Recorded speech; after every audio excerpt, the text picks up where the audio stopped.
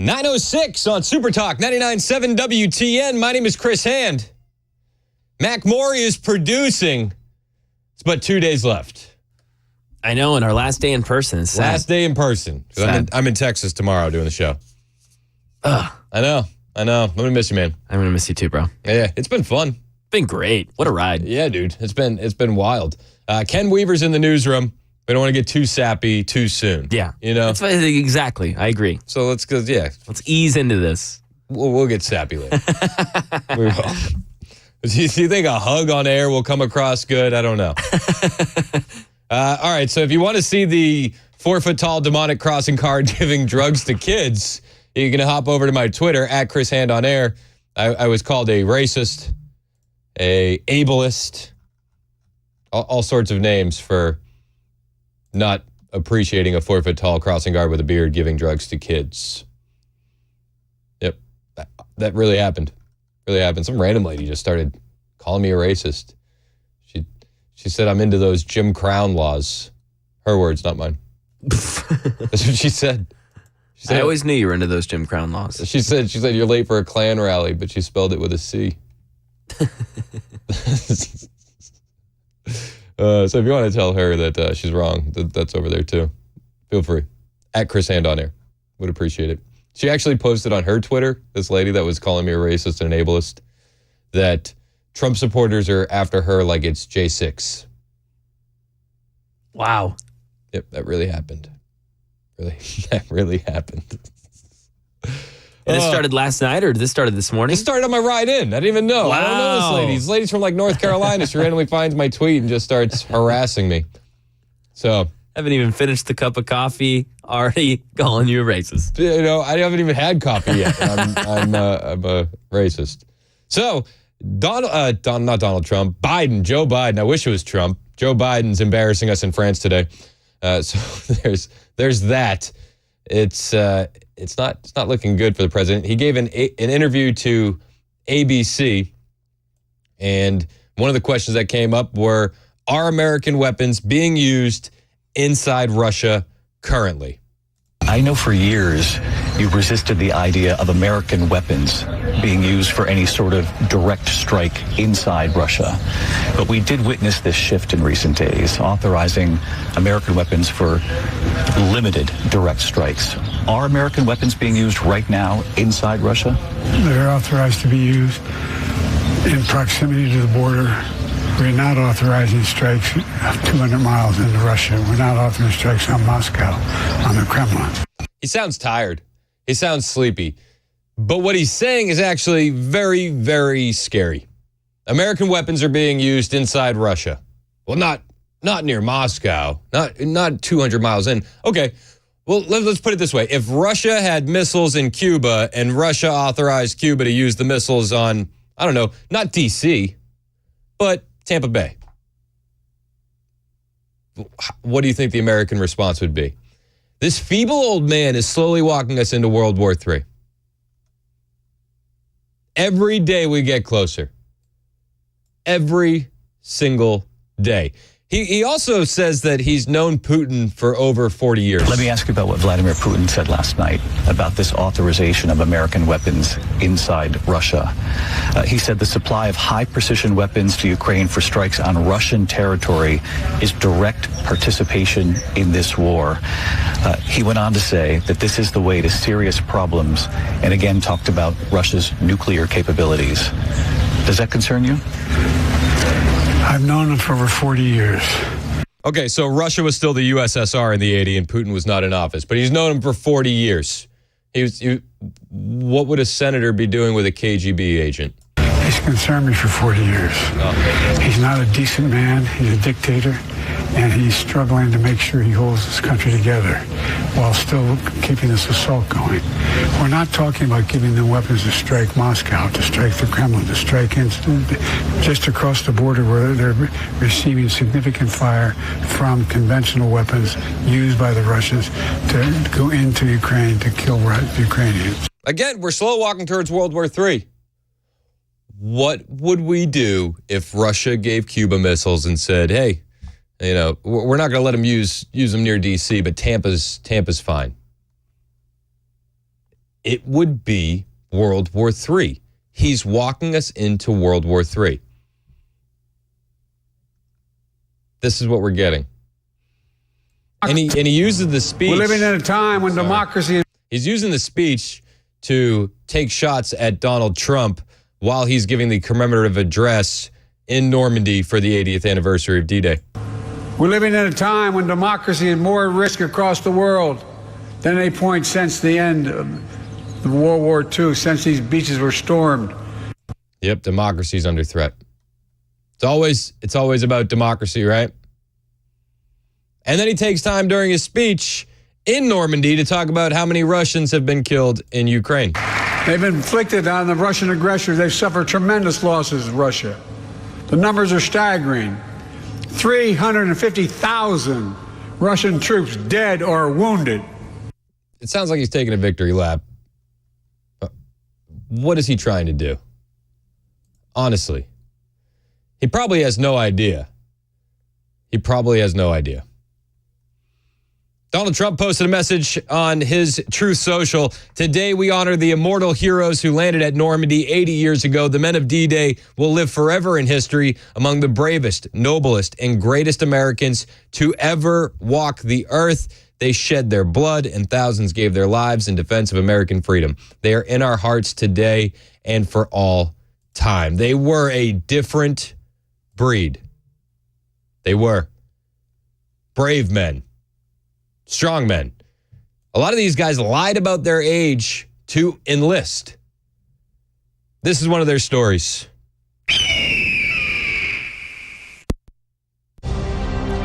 And General Eisenhower walked up and down the ranks and stopped in front of me and said, "What's your name, soldier?" "Ralph Manley, sir, Springfield, Missouri." He says, "Well, I'm Dwight Eisenhower, and I was raised not far from there at Abilene, Kansas. You are about to embark on a great crusade, and I wish you good luck." And we shook hands. Gosh, that psyched me up enough. I was ready to take on the whole German army by myself. I mean, that's what these guys were. Heroes. Fox News caught up with a World War II vet, and they were speaking to this gentleman, interviewing him in Normandy. He's one of the last living World War II veterans. Honestly, he sounds better than Joe Biden does, but he was asked the question that we always wonder about this generation. How do you feel about the country today? What do you think about the state of our country today? How do you feel about the country that you worked so hard to stay free, to keep free? The real truth? Yeah. I feel like a foreigner in my own country lots of times. You want the truth, he says? I feel like a foreigner in my own country lots of times. It's heartbreaking to hear it, but it's something that you do need to hear. We have fallen so far from where we were. And I don't like it. It makes my heart real heavy. And I just hope we can pull out of this. There's too much Hollywood going on in Washington all the time.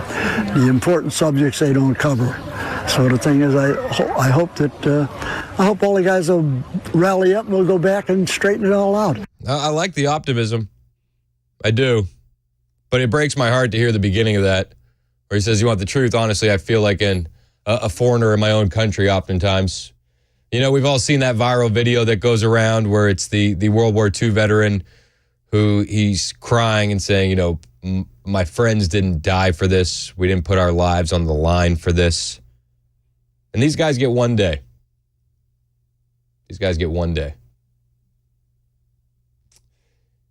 It's an indictment on our country, how far we've fallen. This World War II veteran was also asked, do you think a 16-year-old would fake their age like you did? Because this guy faked his age at 16 to enlist and go fight. And he was asked, do you think a 16-year-old would fake their age like you did to go fight today? Do you think 16-year-olds would fake their age as you did in order to go off and fight for the country today? 16-year-olds today? No, I don't think so. It was a different generation. Each generation is a little bit different. Yeah. And I think that all the generations are great, but I think some of the ones they got now are a little lazy. And I think they got to show more pride in their country than they do. Now, I understand what the veteran's saying. they're a little lazy. They need to show more pride in their country than they do. And those might be valid points. But I'll point out the current state of the country. Who wants to fight for this? We have a feeble old man representing us in France right now, driving us into World War III. We have a weaponized justice system that is attacking the leading Republican nominee. We see how they treat our veterans every single day. They put illegal aliens in front of our veterans in the VA. Who wants to fight for this country? Who wants to enlist in a woke military that prioritizes DEI over training? Honestly, I get what he's saying, and I feel for this man, and I'm not attacking him personally, but it's an indictment on our country. What 16-year-old is going to look around and say this is worth fighting for? We've fallen so far. I don't know why. I mean, I feel like this D-Day, I'm 30, I'm going to be 36. This D-Day hits me a little bit different because I remember growing up and the World War II veterans were there. They were there all through grade school at the assemblies. They were there through middle school, and now they're fading away. And we're seeing that great generation slowly disappear. And what are we left with? That America is no longer here. And it's going to take every single one of us to pull together and fight to bring it back to where it once was. We have to. We're not going to get back to where we were with Joe Biden in office. We're just not. We're not going to get back to where we were with wide open borders and importing the third world. We're not. We're not going to get back to where we were by jumping into another great war, which is what Biden's leadership will lead us to. We're not. We're going to get back to where we were by putting America first, by putting Americans first, by treating our veterans with the dignity and the respect and the rolling out the red carpet for them the way they deserve. But the people in leadership don't do that. They don't. It's a sad state of affairs for this country. And as I'm doing my research last night, and I'm finding these clips, and I'm listening to old audio of World War II veterans, that's my thought. It's like, wow, we really have fallen from the greatness that we once had. And we need to get back. And it's going to take every single one of us. I got a ton more on the show today, including audio from Donald Trump and Hannity's interview. I have some fantastic audio from Robert Redfield, former CDC director, talking with Cuomo on the COVID jab. Fascinating stuff. Plus, Deborah Burke's back in the news. Another bird flu on the way. Hooray. Must be an election year. All that and more. Hang out with us. It's 9:20 on Super Talk 99.7 WTN. Hey, it's Chris Hand from my friends at Busy Bee Plumbing, Heating, and Cooling. Have you joined the Beehive Club yet? Seriously, have you? What are you waiting for? It's only $99, and the value you get is unbeatable. It will pay for itself. I'm a member of the Beehive Club, and I had an issue with my AC. One of the things that you get when you're a member of the Beehive Club is you get front-of-the-line priority service. So when I had my issue, they were out in less than an hour. But here's the thing.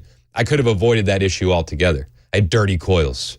But that would have been solved if I had that preventative annual maintenance. And that's included in the Beehive Club. I just kept putting it off, ignoring the text messages, and I had a problem pop up. Don't be like me. Don't wait for a problem to pop up with your AC. Get your annual tune-up done now. And join the Beehive Club while you're at it. For $99, you get those 3 annual tune-ups, one for your heating, one for your cooling, one for your plumbing, a 10% discount on all repairs, priority, front-of-the-line service. Again, they were at my house in less than an hour. A $100 annual accrued replacement credit with a maximum of $1,000. No overtime or holiday fees and exclusive Beehive member promotions. That $99 goes so far, I guarantee it will pay for itself over the course of the year. Busy Bee's your Rude Pro partner. They'll always come see you on Saturday. They have those convenient availability hours for your maintenance calls, so you'll never be stuck all weekend long in the heat. Busy Bee's your Rude Pro partner for satisfaction guaranteed. Call Busy Bee Plumbing, Heating, and Cooling, 615-775-7833. That's 615-775-7833. Online at busybehvac.com.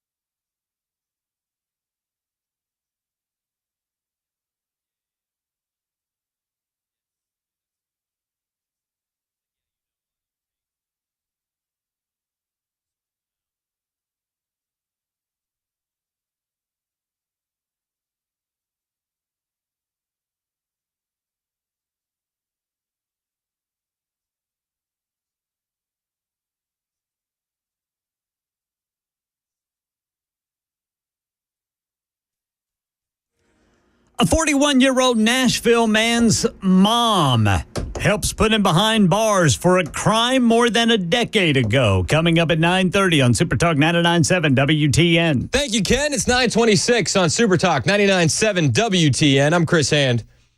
So I got this audio And this is so Biden's America. People vote for the liberals. They vote for blue no matter who. It's working. And then, I know. And then they get upset, though. They get very upset when those elections have consequences. And when it comes to the Democrats, one of those main consequences are migrants, illegal aliens in your community. And everybody's fine with it until it happens to them. Norfolk, Massachusetts. This town is very wealthy.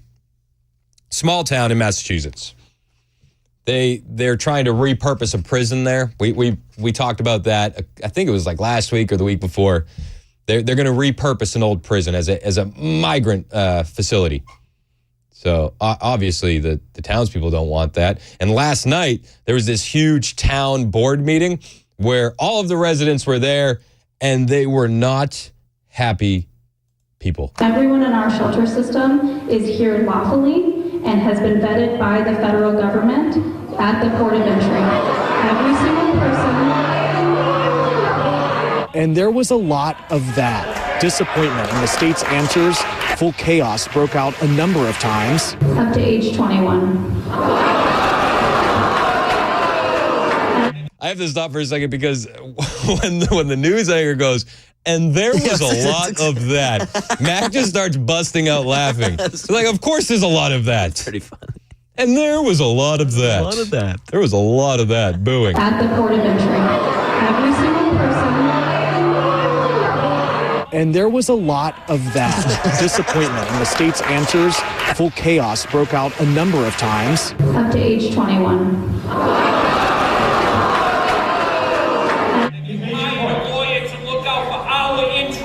And I just want to apologize for the disrespect that you've received thus far.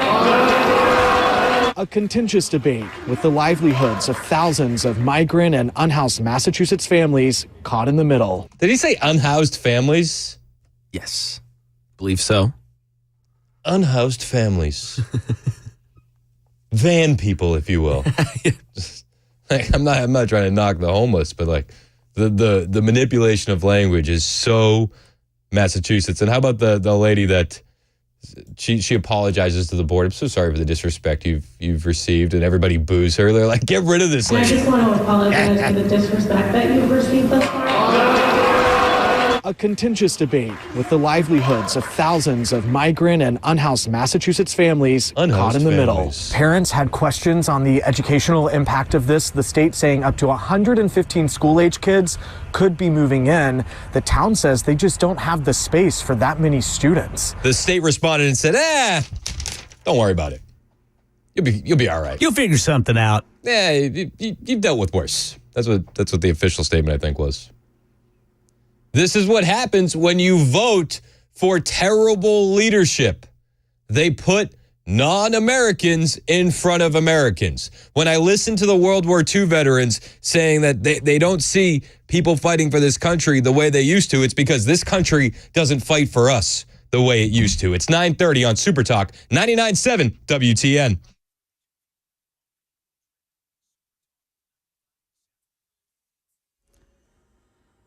I'm Ken Weaver with your top stories. Might get a shower with some thunder today. Very, very little chance of it. And if it happens, it'll be very isolated because the vast majority of Middle Tennessee is going to see sunshine and even lower humidity. Full forecast in 2 minutes.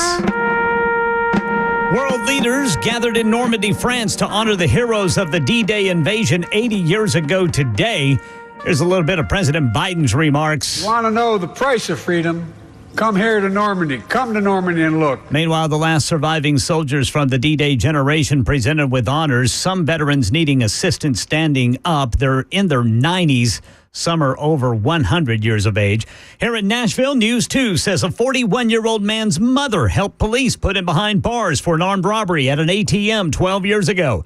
Detectives say they took surveillance video of the suspects to his mother, who they say identified one of them as her son, Tarian Smith. Police say she also identified the other suspect as one of her son's friends. Smith was booked on aggravated robbery with a weapon and probation violation. Bond set at $107,500. That's the latest news. Weather's next. I'm Ken Weaver, WTN News. The guaranteed offer is the easiest way to sell your home. It's really simple. We bring you an all-cash offer. You close in as little as 21 days. No home inspections, no lock boxes, no open houses. Go to markspain.com to get a guaranteed offer and start packing. Hey, what's up, guys? This is Matt Murphy for Members Nutrition. I want to tell you about the Members Nutrition difference, and I want to encourage you to go over to the Members Nutrition website. Number one, they believe at Members Nutrition that they can sell vitamins and supplements at a lower cost point, and they're doing it every single day at membersnutrition.com. Number two, they want to make these products right here in the United States of America, not from some overseas company, and they do that every single day. I encourage you to go to membersnutrition.com. You'll get 50% off your purchase price at checkout. You don't have to put in any codes. Just go to membersnutrition.com. Once again, membersnutrition.com. Hey, it's Dan Mandis, and I am so glad that California Closets has fixed my closet catastrophe. After exact measuring and planning, they came over and got to work.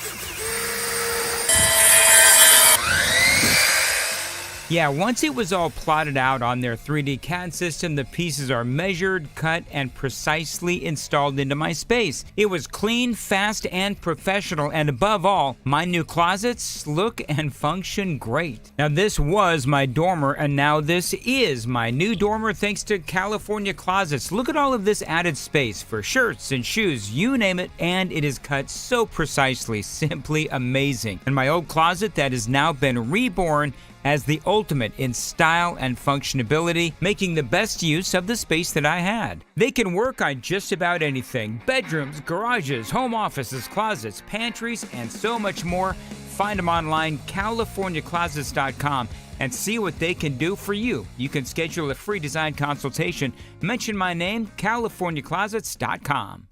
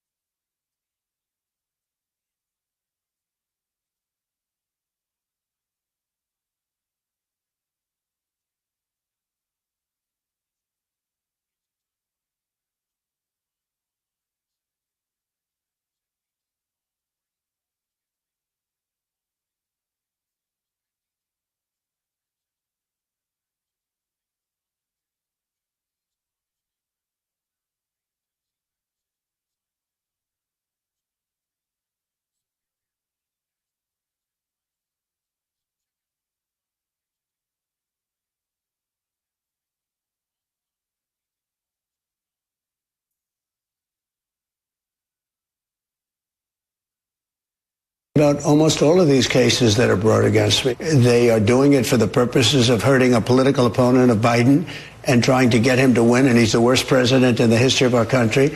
But in the case that you're talking about, I said very strongly that I'm very proud to fight for our Constitution, and if that's what it takes. Everybody said, this is such a minor thing. You don't go to jail for this, but you don't understand what we're dealing against, Sean. We're dealing against a system that is so corrupt. Nobody's ever seen anything like it. I did nothing wrong in any of these things. No, he didn't. He didn't. The system is corrupt. And again, I go back to that World War II veteran, and he says, would a 16-year-old fake their age to go fight today, like he did, to go storm the beaches in Normandy? And I think that all the generations are great, but I think some of the ones they got now are a little lazy. And I understand the sentiment, but look at the country we have now. I do believe it's worth fighting for, but when you look at this administration, how they treat their political opponents, how they treat the veterans, how they treat the citizens, who's lying to go fight for that? Who wants to go fight in a war that has nothing to do with us? Does anybody really want to go fight for Ukraine's border when our government won't fight for ours? Honestly. So I got invited to go to the RNC. A couple people. Wow. Yeah. Nice. A couple friends are down there, and they're like, hey, you should come. I don't know. Probably not going to go. Not lighting fire? It's like 4 days long. And oh, is it? I thought it was 2 or 3. Okay. Yeah, dude. It's like jeez. The 15th, the 16th, the 17th, and the 18th. I mean, what are we doing on the 4th day? What are we talking about at this point? And then with travel, like, what are we talking? 6 days? Seriously, that's a long time. That's a long time. And what is it, Milwaukee? Yeah. Could have been here. Could have been here. Yep. Balls were dropped. Seriously. There's lots of talk that it was going to be right here, right on Music Row. Some would argue the balls weren't there to begin with. Yeah. You know? That's what some people Bingo. say. Here's the thing. I'm traveling so much these next couple of weeks. I'm seeing you've Trump. got a lot. I'm seeing Trump not this weekend, but the weekend after in Detroit. Oh, yeah. And when it comes to the RNC, is Trump even going to be there? We got July 11th. He's going to be sentenced for these 34 convictions. Big numbers. Nobody's seen numbers like this before. And word on the street is that the RNC is actually planning for the possibility that Trump is imprisoned during the upcoming convention. Got this story from the Post Millennial. The RNC is strategizing for a potential scenario where Trump, he's the nominee, faces incarceration during the convention. As revealed by the party's chair on Tuesday, according to a report in The Hill, last week, obviously, Trump was convicted on 34 felonies. Nobody knows what it was for. New York jury found him guilty. And as all this is developing, RNC chair Michael Whatley, he is expressing confidence that Trump will be officially nominated at the party's mid-July convention in Milwaukee, but he's not sure he'll be there. He's saying, yeah, we're working on that right now, Whatley told Newsmax. I'm actually going to Milwaukee this week, and we're going to have a series of conversations. We expect that Trump is going to be in Milwaukee, and he's going to be able to accept the nomination. And if not, we will make whatever contingency planning we need to make for it. But the fact is, he's going to be our nominee. He's going to be the 47th president of the United States, Whatley said. He said, we'll cross that bridge, but you sort of have to go into this stuff, as we certainly will be planning on it. We'll be thinking about it, and we're working on that right now. But what we want to do is we want to have a show that is going to roll out Donald Trump and his vision for America, which is going to set up this election cycle. So, like, they invited me to go. It's like, imagine buying your plane ticket, making the travel arrangements to go to Milwaukee, and then Trump can't even show up because either he's in prison or on house arrest. If he is going to be on some sort of incarceration, I think that the most likely would be house arrest in Mar-a-Lago or at Trump Tower in New York or something like that. But these are real possibilities. And it's because the DOJ has been weaponized to go after Joe Biden's political opponents. Nobody can tell me otherwise. And Trump is on Hannity last night, and a lot of people got mad at Hannity, saying, oh, he's setting Trump up. He's an agent of the deep state. I saw one comment, it's like, oh, the guy that wears the CIA pins is doing deep state things. Is anyone shocked? I watched the whole interview, and he presses Trump a couple times on if he will or will not go after Biden when he wins in November. That was the closest thing I could see to any kind of deep state tactic. And maybe people are making the argument that they're giving the Dems an opportunity to take something out of context, like the bloodbath hoax, like the animals hoax, like the very fine people hoax. I mean, we could go down and down the list on hoaxes, right? But I think it was the main issue that people had was Hannity pressing Trump and asking if he will pledge to not go after Biden. Will you pledge to restore equal justice, equal application of our laws, end this practice of weaponization? Is that a promise you're going to make? You have to do it. But it's awful. Look, I know you want me to say something. No, I don't want you to say. I'm asking. But I don't want to look naive. I don't want what they've done to the Republican Party, they want to arrest on no crime. They want to arrest the person that won the nomination in a landslide. There was nobody even close. In a landslide. Maybe they're pointing out the fact that Trump says to Hannity, look, I know what you're trying to do. But it's awful. Look, I know you want me to say something. No, I don't want you to say. I'm asking. But I don't want to. Said, I know you're trying to get me to say something. I don't want to look naive. Hannity pushed back, said, no, I'm just asking. The person that got millions of votes, more votes than any other sitting president in history in the last election. The person that won an election that he wasn't expected to win against Hillary Clinton in 2016. They want to arrest that person on no crime. They want to arrest, there was no crime. There was no criminality, there was no crime. And you can go back to all of these legal scholars. They can't believe what's happening. Some of them don't even like me, and they're saying this is a very, very dangerous thing that's happening. And I think a lot of people, myself included, want to see the people on the other side of the aisle looked at with half of the scrutiny that they've looked at Donald Trump with. Just half, a portion.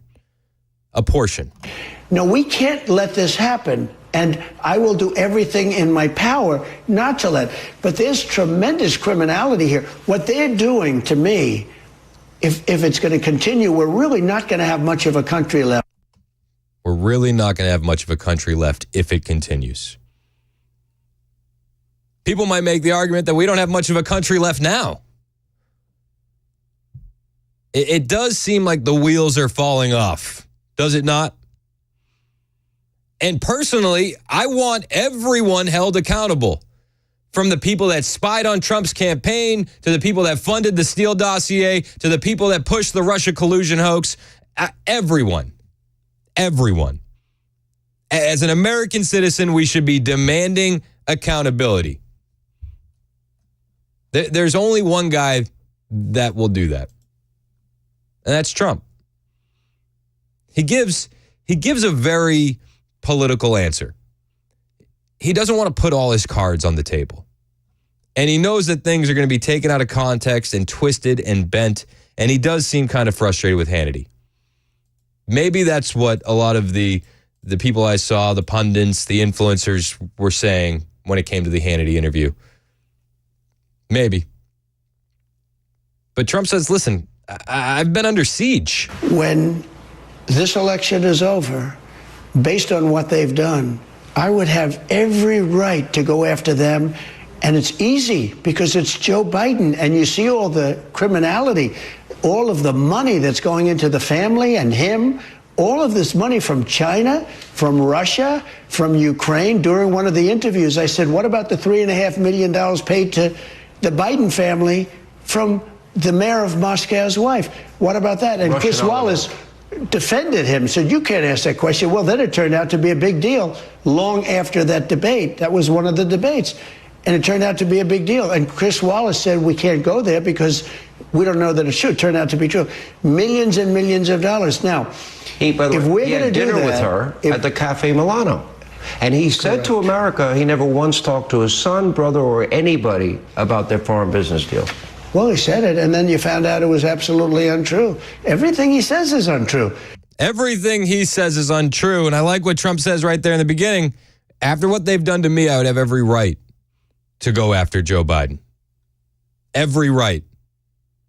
615-737-9986. Do you feel like Trump has every right to go after Joe Biden? I'm sure you do. I'm sure there's a litany of things they could go after Joe Biden for. He's a horrible president. He's destroying our country at the border. He's allowing millions of people to come in from prisons and jails, from mental institutions and insane asylums, which is a step above, a big step above a mental institution. He's allowing terrorists to flood into our country. And the numbers are probably 16, 17, or 18 million people. You're going to have over 20 million people, I believe, and a lot of other people do too, by the time he hopefully gets out. November 5th, Election Day, will be the most, and by the way, it starts on September 22nd. It starts earlier because of early voting. But November 5th will go down as the most important election in the history of our country. It's going to be the most important day and period in the history of our country. He's absolutely right. And when he's talking about the millions upon millions of illegal aliens flooding our border, my mind goes back to that World War II veteran on Fox News. The real truth? Yeah. I feel like a foreigner in my own country lots of times. It's heartbreaking. Larry wants to talk about Trump. Larry, you're next on Super Talk. What's going on, man? Well, good morning, gentlemen. I'll not be long here. And yes, if and when Trump gets the chance, I hope he tears the DOJ and everybody connected to the Democratic Party apart. But what I really wanted to comment on was something that keeps occurring to me ever since that joke of a verdict in New York was handed down. The liberals, their judge, jury, all of them, they went 34-0 on that man. I mean, any 5-year-old can see the corruption and the incentive behind all of that. You would think maybe a charge or two here or there may have been dropped or overturned or something, but I mean, they made it clear they're having no mercy on this man or our country, for that matter, with their policies and their politics. And I just wonder why more people haven't seemingly taken note of that or commented on just how thorough of a job and obvious that they are trying to pull on us. Yeah, I hear you, man. I do. It's crazy. I appreciate the call, Larry. Let's go to Mike and Dixon. You're next on Super Talk. What's up, Mike? Hey, guys. Hey, thanks for taking the call. No, I'm with you on that. Donald Trump has every right to go back and get them. After what they've done to this man, I was there for the whole 4 years. If he would have been a total, you know what, it'd been different, but he hadn't. Everything he done was for this country. Yep, I hear you. These people that are in there now, I shake my head every day, and I cannot believe what they're doing. My stepdad was a 26-year Army man. I'm sure he's rolling over in his grave right now because of all of this. Yep.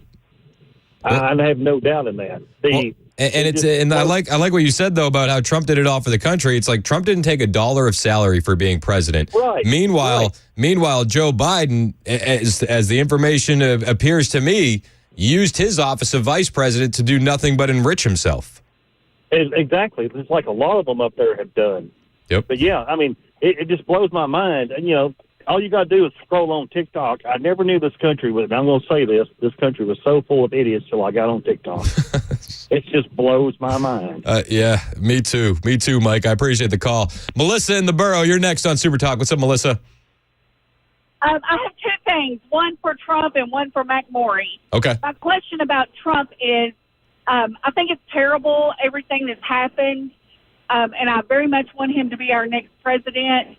But I have a fear that the Democrats are going to cheat so badly with all of the illegals being able to vote with fake IDs and fake Social Security numbers.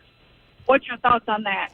Yeah, no, I mean, I think that's a legitimate fear, and I think that you're right to have it. They're all coming over the border. I appreciate your call, Melissa. And Jesse Waters had a similar fear last night on his show. He's talking about the voter rolls in Nevada and what one voting roll accountability agency kind of found, that this organization, what they found. This week, an election watchdog group, Public Interest Legal Foundation, says it found something fishy going on in Nevada. They sent a letter to Clark County's election officials claiming there are dozens of addresses on the state's voter rolls that are actually commercial buildings where nobody lives. Places like strip clubs, casinos, fast food joints. Weird. I'm sure it's more states than just Nevada.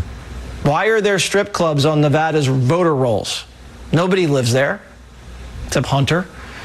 We reached out to Clark County for a comment, haven't heard back, but if what the watchdog claims is true, this is huge. Nevada's a swing state and sends mail-in ballots to every active registered voter. We don't want those going to strip clubs and burger joints and casinos all over Vegas. This country cannot afford another sloppy election. No, we can't afford it. It's not just a talking point when we say it's the most important election. I know every election is the most important, but I think we all understand what's on the line this time. It's 9:53 on Super Talk 99.7 WTN. Hey, it's Chris Hand for my friends at USS United Structural System. These guys are so good at what they do, and they're proud of the work they do. They've been doing it in Middle Tennessee since 1994. When it comes to large home repairs, a lot of times homeowners, we pretend we don't see the warning signs. Because let's be honest, if you own your home like I do, we're afraid of what we're going to hear. This is especially true when it comes to waterproofing and foundation repair. Listen, it could be something big that needs to be fixed, or it could be a small problem that's going to get bigger, or it could be nothing. But the bottom line is you don't know what it's going to be until you talk to somebody that understands. And you want to talk to somebody that you trust because you don't want to be sold something you don't need. You need peace of mind, and United Structural Systems is the company to give you that. They've been doing it, again, since 1994, and they have over 25,000 satisfied residential customers. They really specialize in waterproofing, and when you get water in your home, sometimes you get mold. Well, the company you've trusted in your crawl space for 30 years is now offering mold treatment. It's the perfect time to handle this because of all the humidity we're going to be getting. Maybe you've noticed that musty smell in your house, or you've had increased allergies and respiratory issues. That could be mold in your crawl space. Those mold spores will travel up into the home and into the air you breathe. So turn your crawl space into a healthy space with the United Structural Systems Complete Microbial Growth Treatment. And right now, through June 30th, you can get $500 off any purchase of their mold treatment from USS. Call now before the humidity increases and that mold in your crawl space gets worse. The number for my friends at USS is 615-488-7855, 615-488-7855, and they're online too at USSTN.com.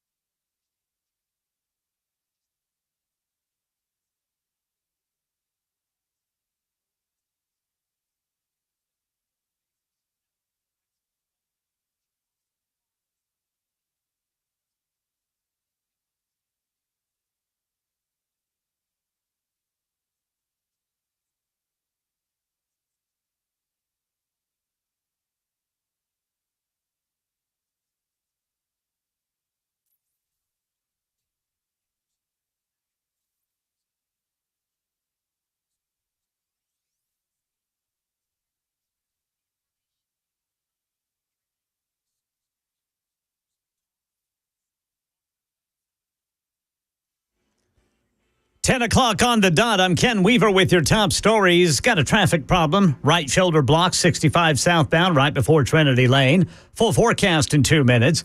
World leaders, including President Biden, gathered in France for the 80th anniversary of D-Day, which changed World War II, led to the fall of Hitler's Nazi regime. President Biden said, if you want to know the price of freedom, come here to Normandy. Come to Normandy and look. Speaking with D-Day veterans seated behind him, the president said, we're not far off from the time when those who fought and bled on those beaches will no longer be with us. We cannot let what happened here be lost in the silence of the years to come. We must remember it, must honor it, and live it. Last surviving soldiers from the D-Day generation presented with honors today. Some veterans needing assistance standing up. They're in their 90s. Some are over 100 years of age. The nation's oldest and largest civil rights organization wants President Biden to stop supporting Israel. Reuters says the NAACP told Biden this morning he needs to stop shipping weapons to Israel because it could cost him black votes in November. Elsewhere, Spain is the first European country to accuse Israel of genocide, applying today to join South Africa's case with the International Court of Justice in The Hague. Money news, the wildfires plaguing Texas cattle ranchers last winter may drive up your grocery bill this summer. Jim Ryan says beef prices already sitting at historic highs. Despite the heavy rains that have recently soaked the region, Texas cattle rancher Ben Weinheimer says, we've seen drought conditions in the south and southeastern United States, where many of our feeder cattle come from, forcing ranchers to shrink their herds. The smaller the nation's cattle herd, the more consumers will be paying for beef. That is the latest news. Weather is next. I'm Ken Weaver, WTN News.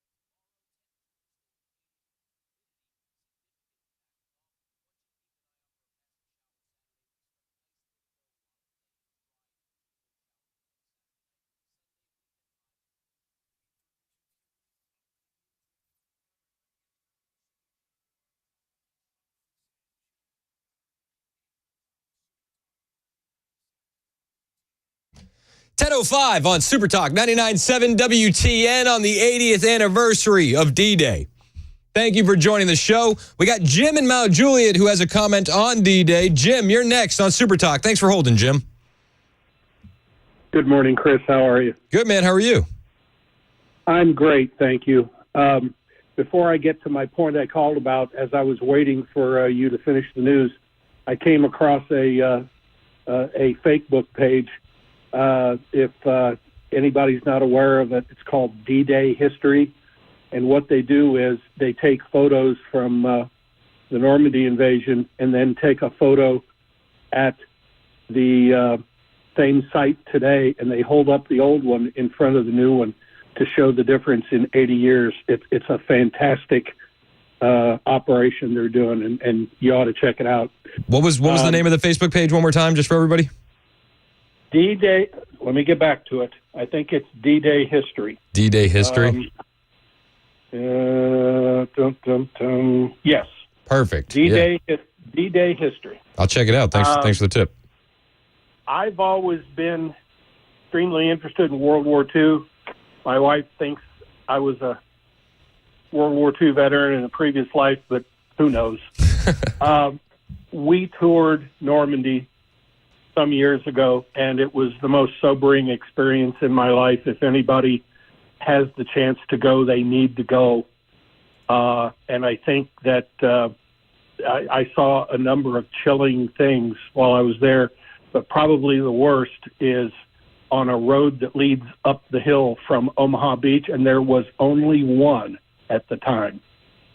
The Germans set up machine gun nests on the one cliff around this road. It was dug out of a cliff, and they had machine gun nests set up to shoot at a crossfire down onto the road, and it would have been just like shooting fish in a barrel. It was horrible. But anybody that can go needs to go for the historical importance. But I wanted to suggest to you that either you find an audio tape or you read it yourself, the speech that Eisenhower gave at the invasion. I'm sure an audio tape exists of it out there somewhere, but contrast that with today and what any leader would say, and it's just it's mind-boggling. What did you make of Biden's speech today, Jim? Well, he was shot up. You know, they pumped him full of whatever. Yeah. I'm not even going to get started on him. He's not worth the time. I hear you, Jim. Well, I appreciate your call, man. D-Day History on Facebook is the page. Yes, it's well worth your time. Hey, I appreciate the tip, Jim. Thanks so much for calling. Thank you. 615-737-9986. If you want to join the show, you can do that on the Members Nutrition text line, or you can do that on the phone lines. You know, while all this is happening in France today with Joe Biden there and World War II retired veterans there, here back at home, calls are growing louder for the GOP to fight back.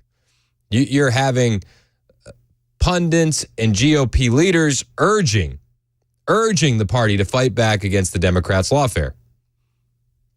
From the Post-Millennial, following the 2024 GOP presumptive candidate Donald Trump's conviction in the New York City falsified business records case brought by Alvin Bragg, as well as other cases brought by Biden's own DOJ, Republican leaders and pundits have urged that the party return fire on Democrats who have waged lawfare on Trump. Jack Posobiec said Monday to beat the system is to take action and take power. All of these types, Merrick Garland, Jack Smith, these are the ones who can, should, and hopefully will be behind bars when we win. Because that's the name of the game, folks. It's reciprocity. It's called reciprocity. It's called that. Which is done to us will be done back to you 10 times. And you know what they say about payback. I feel like a lot of Americans feel this. We want to see it return to the Democrats.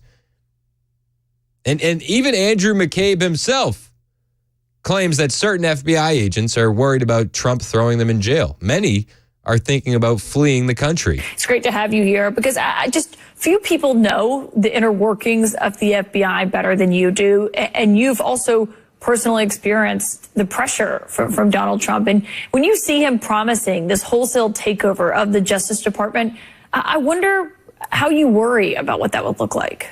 I just want to pause that real quick. It's not a takeover, it's taking it back.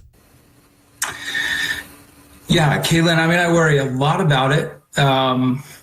And I think it's, when you think about these things and you try to predict how Donald Trump is going to react or the steps he's going to take, you really don't have to go any further than listening to the things he says and does. I mean, his comments recently are offensive and horrendous, but they're not surprising in any way. He's been saying this for quite some time. I will be your retribution is his refrain to his supporters. So, you know him, you know what motivates him. He is not a person who is driven by principle or ideology. He is someone who's entirely transactional. That's former FBI Director Andrew McCabe, and he's saying Trump doesn't have an ideology. You know that. I disagree. I think Trump cares about the country. I think it's these intelligence agencies that don't care about the country. And we can see that from the fruit that they bear. And if he feels like he's been wronged in some way, then he focuses on revenge and vengeance. And so he's made it perfectly clear that that's what he's going to do. And in the process of seeking that, he is going to he runs the risk of really dismantling and greatly incapacitating the Department of Justice and the FBI. Well, I think a lot of Americans would actually welcome that, because the way this country has shifted from where we were during World War II to where we are today is stunning.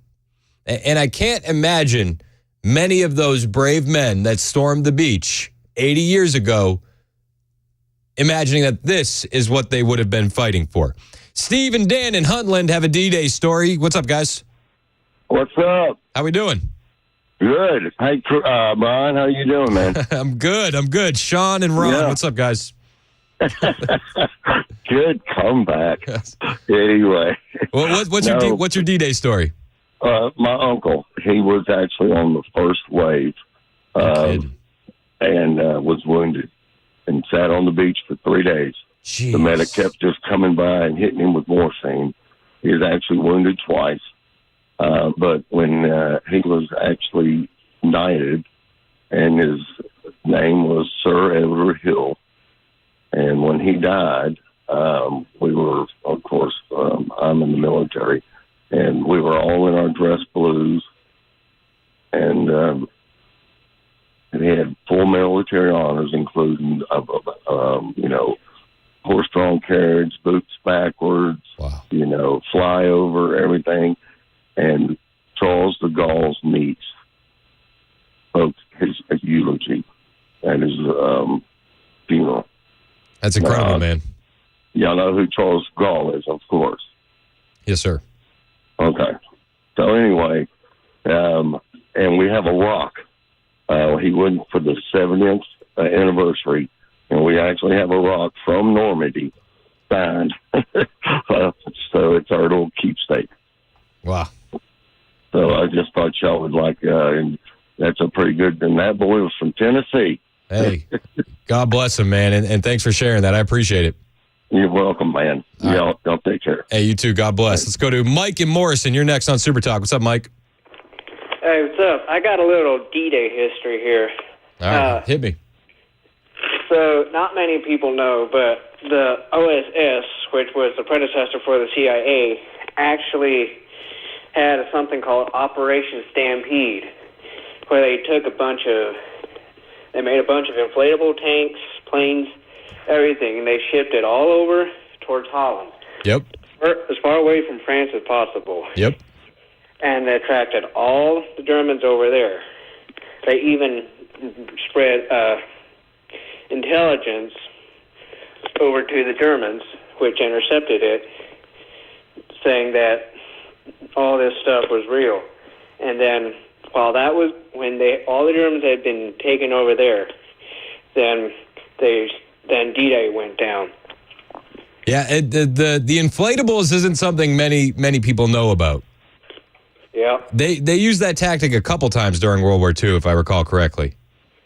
Yes, sir. Yeah, I mean, that's solid. That's ingenuity at its finest. Ain't gonna see none of that today. No. Well, I think the tech is advanced a little bit too far for that. Hey, I appreciate the call, Mike. Let's go to Dawn. You're next on Super Talk. What's up, Dawn? Dawn. Is it Dawn or Dan? Dawn? All right, we'll come back to you. It's done, buddy. Oh, hey, what's up, Dawn? What's up? Yes, I don't want to say anything away from the guys, but I'm a Marine Corps veteran, and Marine Corps stormed the beaches all the way across the Pacific to take care of the Japanese. Can you say that one more time? You broke up a little bit right there. Yes, I don't take anything away from the guys in Normandy, but I'm a Marine Corps veteran, and the Marines, we stormed the beaches all the way across the United States and into Japan. Yeah, no, I mean, the fights on some of those islands were horrific. Exactly. Yeah. No, I'm not taking anything away from them either. All right, buddy, that's all I want to say. Those guys were a different breed. I think that we can all agree on that. Correct, I agree. Yep, totally different breed. Appreciate the call. 615-737-9986. You know, we see those guys and we see their strength and we see their heroism, and then we look at what's happening today. We look at where we are today. This country has fallen so far. So far.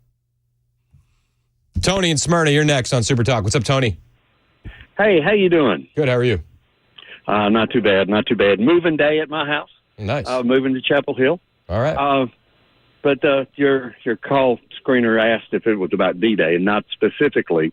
But in 2001, I met a crew member from the Indianapolis. No kidding. In Indianapolis, I was up there doing. Came down to the little hotel breakfast nook, and there was a guy sitting there. You know, the blue hat that has the ship number and all that. Yes, sir. And it was CA-35, and anybody with one eye and half sense knows that's the Indianapolis. So I walked over and brought him a cup of coffee and sat down and said, "Did you know somebody on that boat?" He said, "I was on that boat." And he said, "Sit down." And he said, "You want to hear the story?" Because he was surprised that a kid, a snot-nosed kid of 50, would know what CA-35 was. And he was the bosun who blew shift change through the pipe system that was the intercom on the boat when the torpedoes hit. Okay. Oh, my gosh. He froze my blood. He said he... Oh,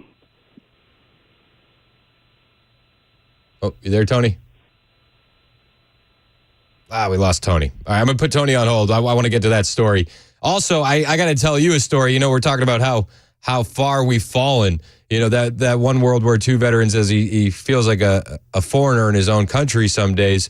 Well, there's a story of the feds charging 47 Somali immigrants with stealing $250 million in food aid from children right here in America. I got the details for that, for you on that on the way. Hang out with us. It's Super Talk 99.7 WTN.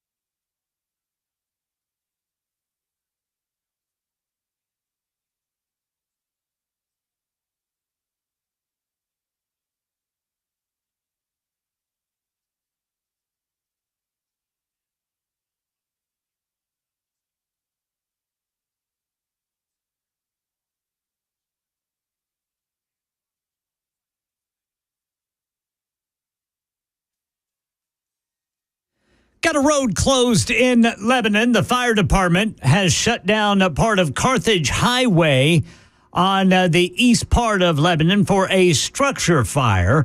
The world is marking the 80th D-Day, and New York serial killer charged in 2 more killings at 10:30 on Super Talk 99.7 WTN. Thank you, Ken. It's 10:24 on Super Talk, and in one Truth Social post, Donald Trump said far more than Joe Biden did in his entire speech. He said, "Today we honor the immortal heroes who landed at Normandy 80 years ago. The men of D-Day will live forever in history as among the bravest, noblest, and greatest Americans to ever walk the earth.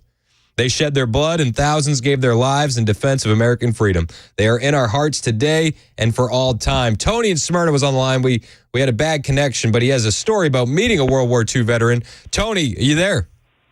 Yes, I'm here. All right, perfect. I want to hear that story, Tony. Okay.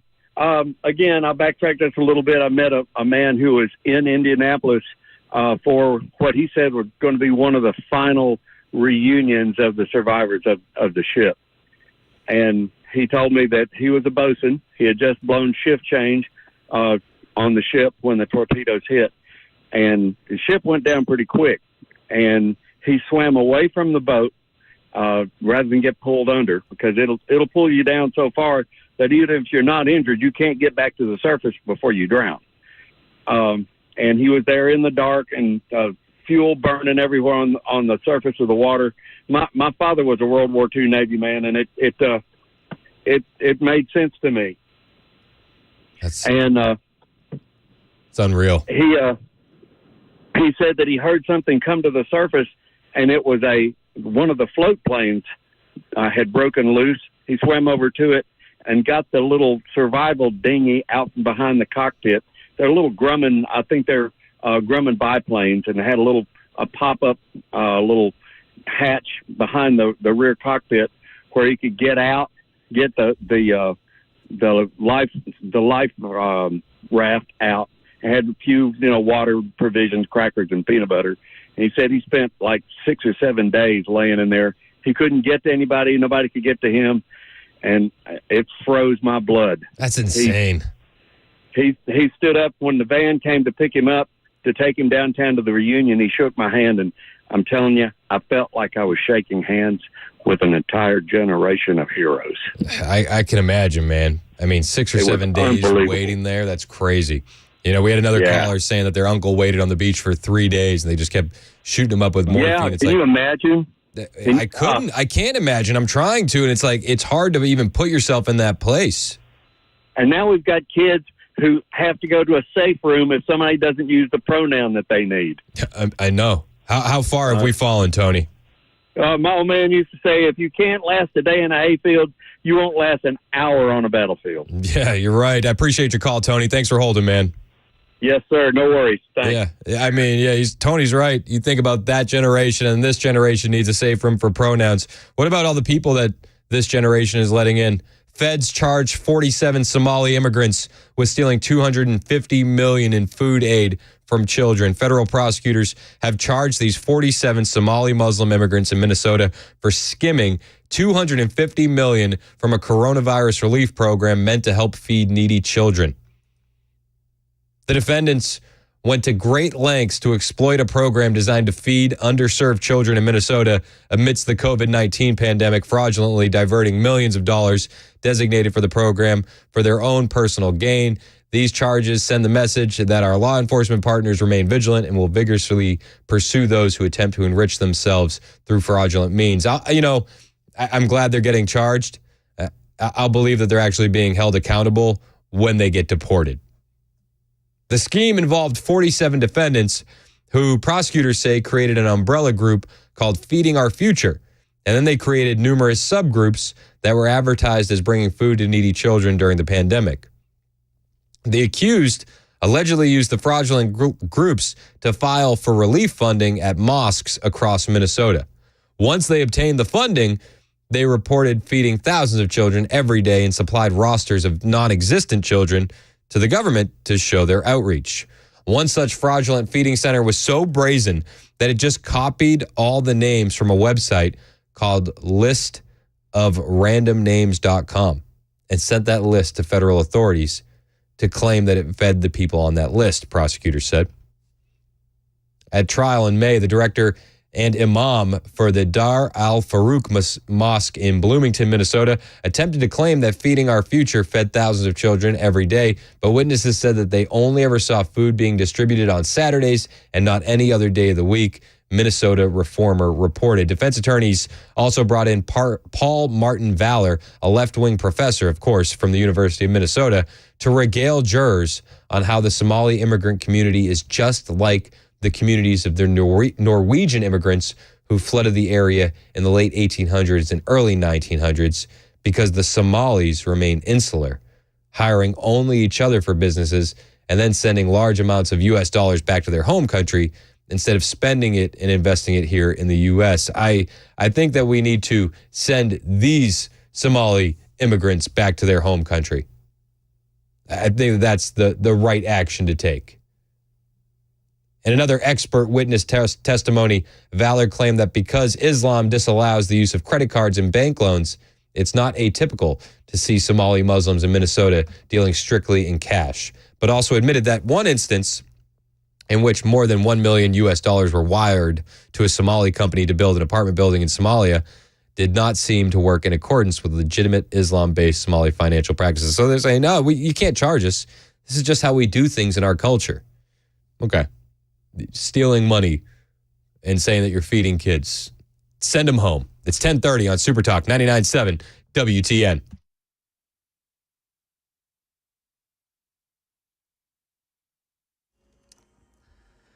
.30 on the dot. I'm Ken Weaver with your top stories. Again, got a traffic situation in Lebanon to tell you about. It is in the east part of Lebanon. The fire department says it has shut down Carthage Highway. That is for a structure fire. And we'll give you the full forecast coming up in 2 minutes. While marking the 80th D-Day at the American Cemetery in Normandy, France, President Biden delivered remarks on the bravery of the service members who stormed those beaches. They knew, beyond any doubt, there are things that are worth fighting and dying for. Biden compared the fight 80 years ago to Ukraine's fight against Russia. And the suspected Long Island serial killer was formally indicted on new charges today, bringing the total number of known victims to 6, opening up a new investigative timeline for the killings. 2 additional victims, Jessica Taylor in 2003 and Sandra Castilla in 1993, which significantly expands the time during which Rex Howerman was allegedly killing women he had solicited for sex. That's the latest news. Weather is next. I'm Ken Weaver, WTN News.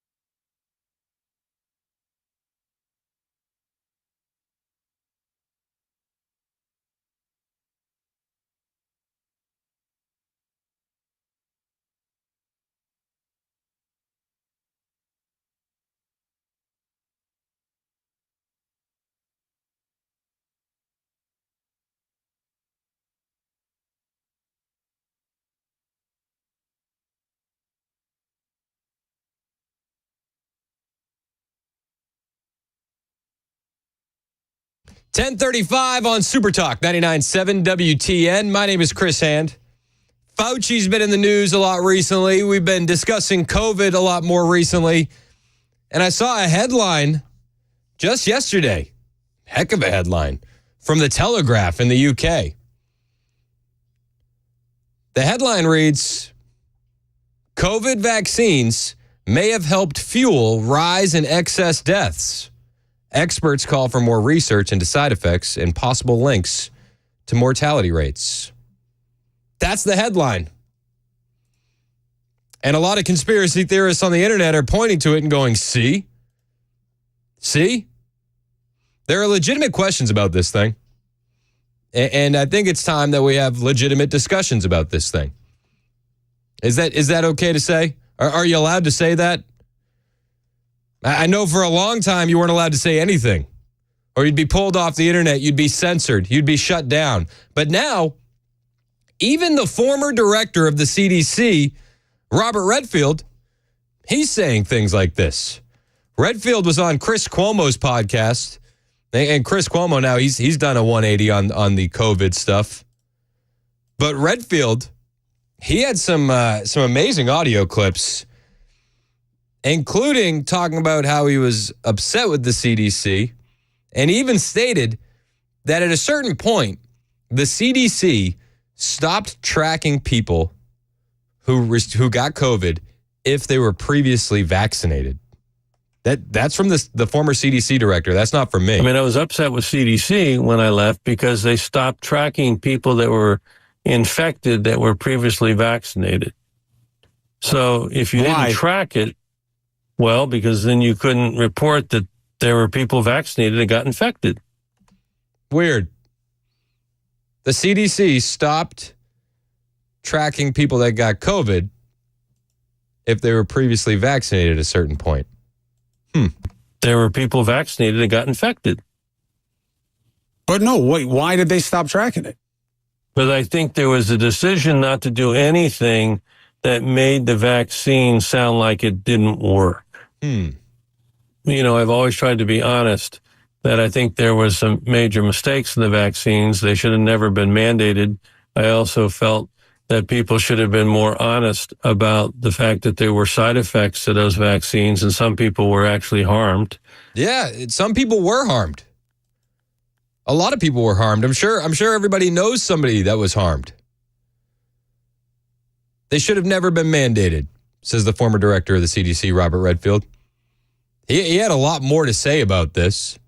He said that he wanted more honesty about the vaccines and the lack of protection that they actually provided. The other thing I thought there should be, more honesty about the fact that the vaccines don't protect against infection. I remember Biden saying, this is an epidemic of the unvaccinated. When I was Hogan's chief public health advisor in Maryland after I left CDC, I was saying, wait a minute, 2/3 of the people that I'm seeing infected in Maryland have been vaccinated. I mean, the president of the United States said it. Biden said this was an epidemic of the unvaccinated. Tony wasn't aggressive in putting this in perspective. The CDC didn't put it in perspective. The reality is this vaccine, listen, it's a short duration in which this vaccine provides some efficacy, maybe 4 to 6 months max. 4 to 6 months max. And the conspiracy theorists on the internet, they always go and point to instances like Bronny James having a heart attack or Damar Hamlin collapsing on the field. And I'm reminded of what was said during the Merrick Garland testimony a couple of days ago with Matt Gaetz. He's like, okay, well, provide the communication between you and the local law offices that are charging Trump, because then you can just prove this whole thing right here. But you won't provide it, so you're actually furthering the conspiracy. And I feel the same way about the mainstream media and the CDC and the NIH and the U.S. government. Until we can have an honest conversation about this, those are the individuals responsible for furthering the conspiracy. All anybody wants is to be able to have an honest conversation about this stuff. But we don't get honest conversations about this stuff. We get, you're a conspiracy theorist. Take off your tinfoil hat. The vaccines work. There's nothing wrong with them. That's all we get. But the former CDC director, Robert Redfield, says he had patient after patient after patient that were sick, not from COVID,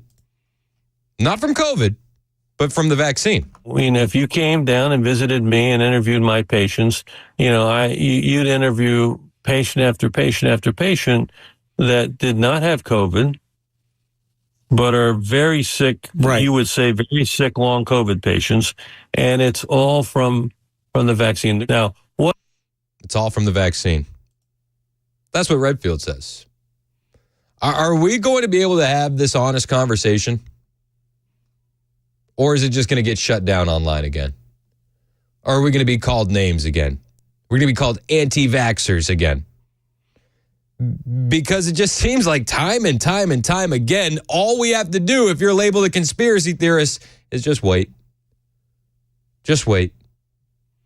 Because even the former CDC director himself is saying he had patient after patient after patient that was sick, not from COVID, but from the vaccine. And he goes on to say that he blames the spike protein. Now, what is it, Chris? Well, it's the spike protein is immunotoxic, all right? When you get infected, it's immunotoxic.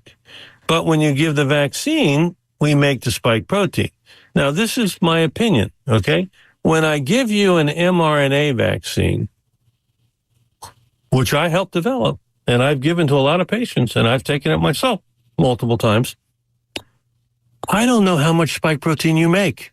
Right. Because I give you mRNA, and then your body makes it. Right. So you make a little, you may make a lot. You may make it for a week. You may make it for a month. Listen, I remember this being a conspiracy theory. Just what this former CDC director just said. That was a conspiracy theory. People would say, listen, there's a chance you can make spike proteins indefinitely. People would say, what? No way. No way. Okay. This is the former CDC director himself saying, we have no idea how many spike proteins your body's going to make once we give you that mRNA jab. Right. So you make a little, you may make a lot. You may make it for a week. You may make it for a month. You don't know. You don't know. But you're not. I don't know. Thank you. Thank you. But we don't get to have that conversation. You're never allowed to have that conversation. Now, just for everybody who's leaning on the side of science, Redfield says he's not anti-vax. He's anti-mRNA vaccine. And he says that he prefers the protein version of the COVID vaccine. I'm now more of the point of view, and I wish the country would switch more rapidly. I'm more of the point of view, and in my clinical practice, I use the protein vaccine. So I know exactly how much spike protein you get. Your body's not becoming a manufacturing plant. Right. Okay. I give you a certain amount of spike protein that's not able to replicate, not able to reproduce itself. And I know the decay curve in the human body. And that's the vaccine I use now. It's made by Novavax. I think it's, in my view, doesn't have all the nuances that we don't understand about those individuals that looks like there's prolonged production or impact or negative consequence from spike protein in some people that get the mRNA vaccine. It's still rare, but it's real. It's rare, but it's real. That's what Dr. Robert Redfield says, former CDC director.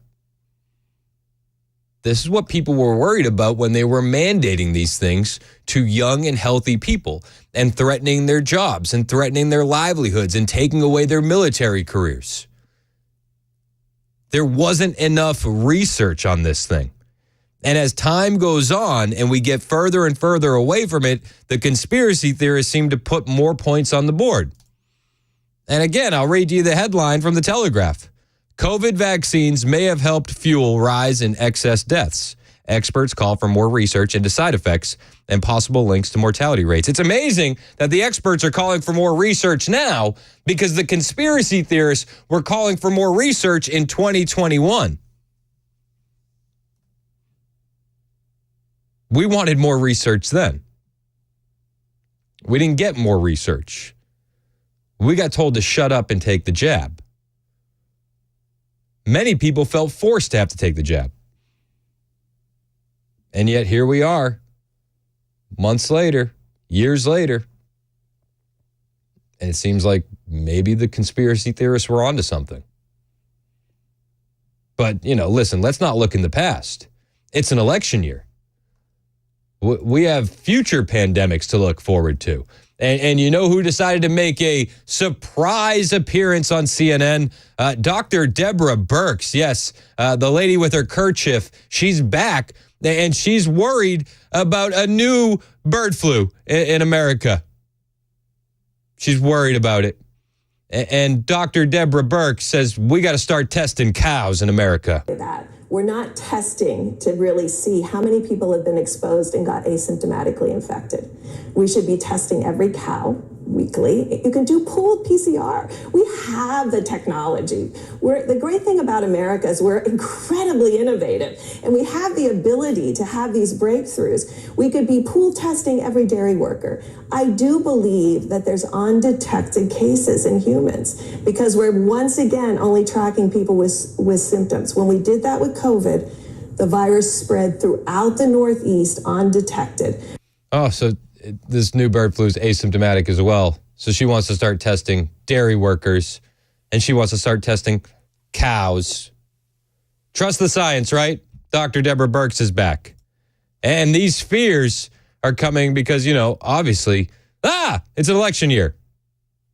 It's an election year. And apparently there was one confirmed death from this new pandemic. I'm tired of these people. I'm tired of them. James Comer wants to know why Fauci isn't in jail. He said he likes the idea that Dr. Anthony Fauci could face criminal charges over his conduct during COVID and for lying to Congress. James Comer out of Kentucky charged the former health official with lying to Congress and making up social distancing rules that became a staple in social life during the pandemic years. He goes, I don't know that I said he should be arrested, but I do like the idea. At the end of the day, if you lie to Congress, that's a felony. His claims come a day after Fauci testified before the House Select Subcommittee on the coronavirus pandemic, where he blamed the CDC with making up the 6-foot social distancing rule. Previously, Fauci said that the rule sort of just appeared. Comer says everybody knows that Fauci was the lead instigator in the spacing distance. And he said the damage that Dr. Fauci did to our nation is indeterminable. Indeterminable. And when you listen to Redfield, even he says Fauci didn't have his head in the game. He wasn't honest. And this is the former CDC director. Tony wasn't aggressive in putting this in perspective. The CDC didn't put it in perspective. The reality is this vaccine, listen, it's a short duration in which this vaccine provides some efficacy, maybe 4 to 6 months max. Yet here we are, years later. And it seems like we're just seeing the tip of the iceberg on what was the COVID pandemic. We're still unraveling everything. But if you were paying attention, like a conspiracy theorist was, you can kind of see where this is going. Elvis in Nashville, you're next on Super Talk. What's up, Elvis? Hey, brother, I have a grave concern. Okay. You're going to have Dan Mandis bump up your medical and your life insurance. Why is that? Well, that's because with McMurray leaving, who's going to check you daily for polyps? Okay. So, anyways, with the COVID thing, Fauci is the monkey in the middle. Okay? If you look at Bill Gates wanting to put the vaccine in our food supply, what you really got to do is go on DuckDuckGo and do a search for Bill Gates VMAT2, VMAT2. And you'll find a video of him briefing the Pentagon on how to get everybody vaccinated, and this was done back in 2005. And this was to put vaccines in the food supply, right? Well, not to put it in the food supply, but to put it to get everybody vaccinated. And so whoever the Pentagon, CIA, whoever it is, says, and how do you suppose we do this? With releasing a virus? Is like, exactly. The whole video is only like 4 minutes long, and you can pull it up and you can play it.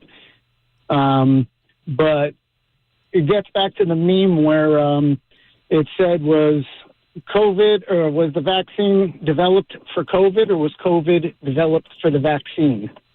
Yep. That will answer your question. Yeah, I hear you, Elvis. I appreciate the call. You know, it's amazing. It's amazing to watch these stories come out. Again, the Telegraph, COVID vaccines may have helped fuel the rise in excess death. COVID vaccines could be partly to blame for the rise in excess deaths since the pandemic, scientists have suggested. You got to trust the science. They say researchers from the Netherlands analyzed data from 47 Western countries and discovered there had been more than 3 million excess deaths since 2020, with the trend continuing despite the rollout of vaccines and containment measures. They said the unprecedented figures raised serious concerns and called on governments to fully investigate the underlying causes, including possible vaccine harms. That's from The Telegraph in the UK. It's 10:52 on Supertalk 99.7 WTN.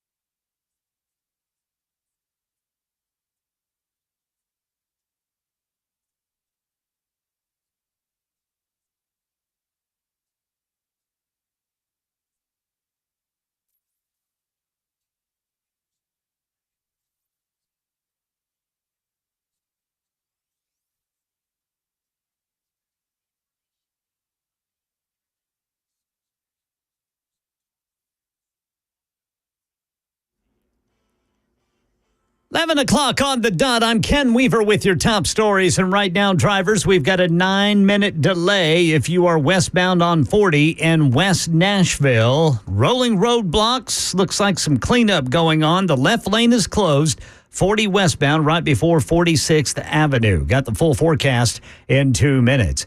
It is the 80th D-Day, and Karen Travers tells us President Biden honored the bravery and heroism of the veterans who stormed the beaches at Normandy during the D-Day operation. Here, on the coast of Normandy, the battle between freedom and tyranny would be joined. Here, on that June morning, the testing was at hand. He compared the fight 80 years ago to Ukraine's fight against Russia, calling Vladimir Putin, quote, a tyrant bent on domination. Now we have to ask ourselves, will we stand against tyranny, against evil? Meanwhile, the last surviving soldiers from the D-Day generation were presented with honors there in Normandy. Some veterans needed assistance standing up in their 90s. Some are over 100 years of age. President Biden now under pressure from the nation's largest civil rights organization to stop giving weapons to Israel. Reuters says the NAACP telling Biden today his support for Israel could hurt him among black voters in November.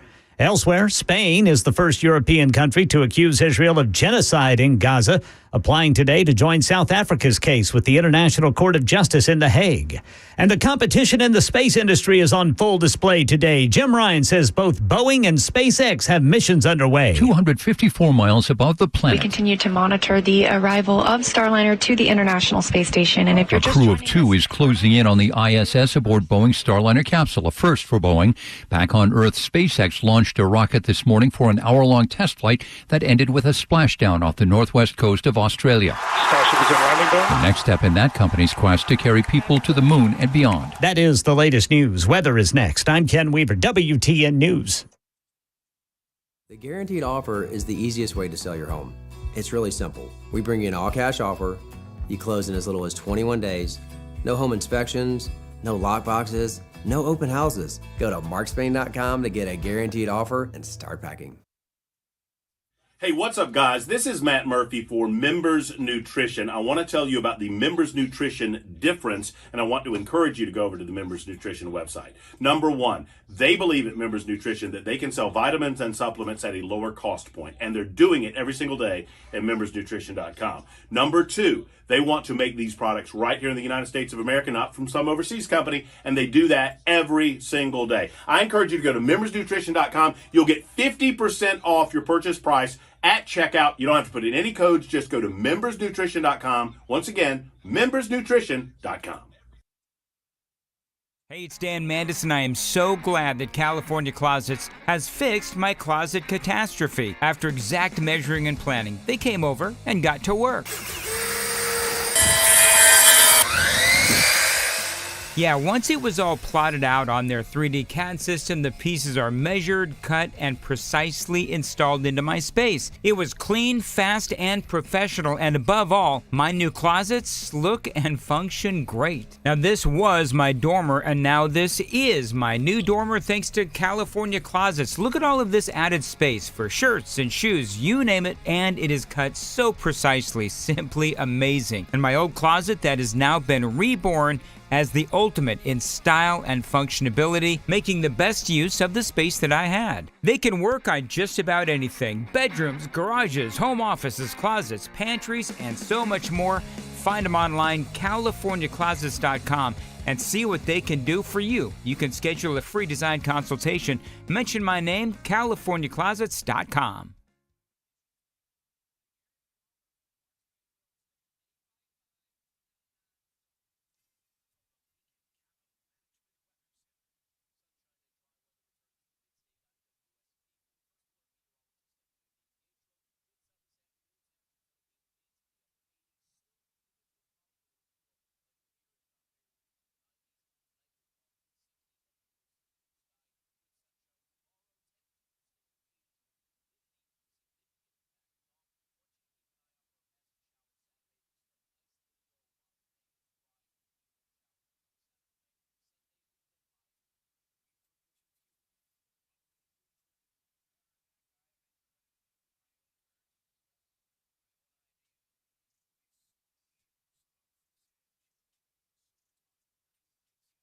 11:05 on Super Talk 99.7 WTN. I'm Chris Hand. We are commemorating the 80th anniversary of D-Day. World leaders gathering in France. Joe Biden slurred his way through a speech earlier today. He claimed he knew Putin for 40 years, which doesn't add up. Math ain't mathin'. No, the math ain't mathin'. Math is hard. Math is hard, especially for a well-meaning old man with memory issues. Come on, man. Sorry. Let's keep it positive. Yeah, come on. Yeah, seriously. John in Hendersonville has a D-Day story. John, thanks for calling in. What's your story? Yes, sir. Both my dad and then my maternal uncle were in on D-Day. Daddy was flying in a B-24, making bomb runs, and he would talk about it and tell stories. Uncle Homer, however, lived a block away, would never talk about it. And so I asked Dad why that was. And he said in a B-24, we never saw anyone we killed. He said the German fighters were going by so fast, we couldn't see the face of the pilot. But Uncle Homer landed with Patton, and he was in artillery. And so he did not land until the beach was taken. And knowing that he continually fought under Patton all the way up to the Battle of the Bulge helped me understand why that was. I really appreciate the veterans and what they have all fought for. Matter of fact, I have a grandson that's a policeman and another grandson that will be joining the Navy this month. I appreciate you and them very much. Hey, thanks so much, and thanks for sharing that story. Appreciate you, bud. All right. Hey, have a good one. You know, it's amazing when you hear the story of the heroes that represented us on that day 80 years ago, and then you look at the contrast between who's there representing us today. There's a video going viral now. RNC Research has it. I just retweeted it on my Twitter account, at Chris Hand on Air, where it appears that Joe Biden is falling asleep during the speeches. Au-dessus de nos têtes, des énormes obus de nos navires de guerre. And he's resting his eyes. That's who we have representing us there today. Oh, yeah, I see right now. They're showing it on Fox. With his eyes closed, right? Yeah, he looked slouching for sure. And then there was a video where it looked like he wanted to sit down. That's also going viral, where he's bent over and he's like about to take his seat, but everybody else is still standing, showing respect. And you can see Joe Biden kind of cover her mouth, where she's probably like, "Keep standing, you idiot." You know what I mean? Like, what are you doing? Joe Biden's probably thinking, I missed Hunter's court date for this. Probably what she's thinking. Biden also down there claimed he knew Vladimir Putin for over 40 years. That 40 years ago, Putin was an undercover KGB agent. So I don't know how that works. He was an undercover KGB intelligence officer throughout the 1980s. And Biden said, I've known him for over 40 years. He's concerned me for 40 years. He's not a decent man, says the resident-in-chief, Joe Biden. That's who we have representing us there today. Far different than the heroes that represented us 80 years ago. And again, I mentioned, Jill's missing Hunter's court date for this, which is it's sad. The updates on Hunter's court case, pretty interesting. Hunter's in court for his gun charge. Before we get to that, though, the GOP actually sent criminal referrals to the DOJ for Hunter and James Biden, citing false statements to Congress. They issued the criminal referrals yesterday, and they allege false statements to Congress about key aspects of the impeachment inquiry of Joe Biden, Breitbart News learned yesterday. The alleged false statements have to do with Joe Biden's knowledge of and role in his family's influence peddling schemes and appear to be a calculated effort to shield the president from impeachment. Oversight Chair James Comer, Judiciary Chair Jim Jordan, and Ways and Means Chair Jason Smith told Breitbart News. Hunter allegedly falsely suggested he was not the corporate secretary for Rosemont Seneca, Bohai. Documents released by the Ways and Means Committee reveal a corporate resolution signed by Hunter as the acting secretary of Rosemont Seneca Bohai LLC. Furthermore, the committee asked Hunter about foreign payments into the RSB account, the Oversight Committee said in May. According to evidence provided by an IRS whistleblower, Hunter Biden was the beneficial owner of the entity's associated bank account. Hunter also allegedly lied about who he spoke with about leveraging his father's influence to rake in money from CEFC China Energy Co. The Oversight Committee explained in May, Hunter also claimed that Zhao, that he was messaging on WhatsApp, is not the same Zhao connected to CEFC. These were the messages where Hunter said that his dad was sitting next to him. According to the phone records released today, Hunter only communicated with one Zhao, Raymond Zhao, in the exchange we asked about. Not only did the same Zhao respond, but his message thread indicates he knew exactly what Hunter was talking about. Hunter went on to message Zhao phone number for months regarding matters related to CEFC. And then James Biden, the president's younger brother, he alleged that Joe Biden never had any involvement or any direct financial interest in the family business. Joe Biden did have involvement, Tony Bobolinsky said, who's a former Biden associate and whistleblower. He told Congress that Hunter Biden, in his own transcribed interview, confirmed that the meeting took place. He also said Hunter confirmed his uncle perjured himself in front of this committee. The committee was so shocked by the perjury that they asked him the same question multiple times, Bobolinsky said. Each time he denied meeting with me and Joe Biden after the committee showed him the text messages confirming that. So criminal referrals have been sent for lying to Congress. Meanwhile, Hunter's in court. Day 3 was yesterday. And day 3 was a doozy.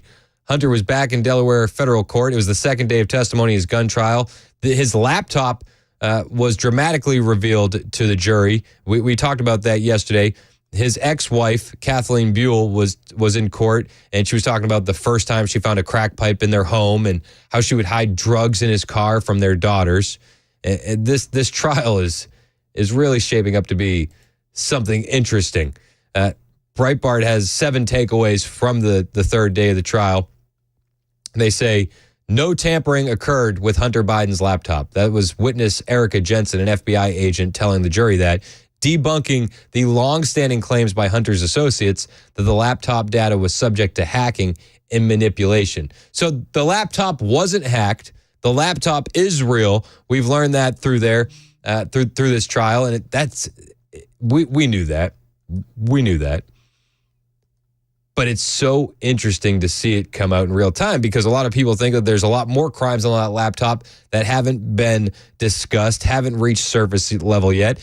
And for months, years, we've been told that the Hunter Biden laptop was a Russian conspiracy theory from the likes of top Democrats like Chuck Schumer. Oversight on that. They're coming up with these ridiculous conspiracy theories on Obama, and Chairman Johnson wants to go after Biden and this Hunter Biden's conspiracy theory, which came from the Russians of all people. This is amazing to me. What alternative universe do they live in? Well, we live in reality, and the reality is that you guys were lying. It wasn't Russian disinformation. Even Joe Biden himself lied about the laptop. Talking about race right now, and I do want to stay on the issue of race. President Trump, I have to respond to that. Please, because look, very quickly. There are 50 former national intelligence folks who said that what he's accusing me of is a Russian plant. They have said that this has all the 5 former heads of the CIA, both parties, say what he's saying is a bunch of garbage. Nobody believes it except his and his good friend Rudy Giuliani. You mean the laptop is now another Russia hoax? That's exactly what. Is this where you're going? This is where he's going. The laptop is Russia. Gentlemen, I want to stay on the issue of race. You have to be kidding. Here we go again with Russia. Here we go again with Russia. Well, now it's being proven true. I think every intelligence agent that signed that letter should have their security clearances revoked and they should be investigated because everybody repeated that. Everyone. It's such a joke. We're learning more from the Hunter Biden trial. His ex-wife, categorized Hunter as angry and short-tempered. President Joe Biden reportedly is having trouble focusing on work because he's obsessing and worrying about his son's gun trial in Delaware. Maybe that's why he said he knew Putin for 40 years. There's other stuff coming out. Hunter smoked crack every 20 minutes or so. Ex-girlfriend Zoe Castan testified about their rampant drug use during their two-year relationship from 2017 to 2018, the year of the gun incident, in the time frame that Biden and his family made millions from foreign business deals, smoking crack every 20 minutes. She also testified that she would help Hunter buy drugs. The jury, though, they're saying, appeared to struggle to remain attentive at times, and Hunter's missing revolver appeared at trial after 6 years when the FBI got involved in the case of a missing firearm tossed in a Delaware dumpster. Smoking crack every 20 minutes.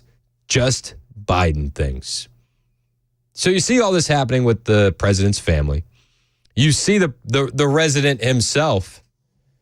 You see him not having his wits, and then you look at the polling. And in new polling, post-conviction, Trump is up in Georgia. He leads Biden by 5 points. 5 points. Quinnipiac released these numbers Wednesday, finding that 49% of Georgia registered voters supported Trump, while 44% backed Biden in a two-person race. When third-party candidates were factored in, Trump is still heading for a win. In that scenario, 43% select Trump, 37% Biden, and 8% for RFK Jr.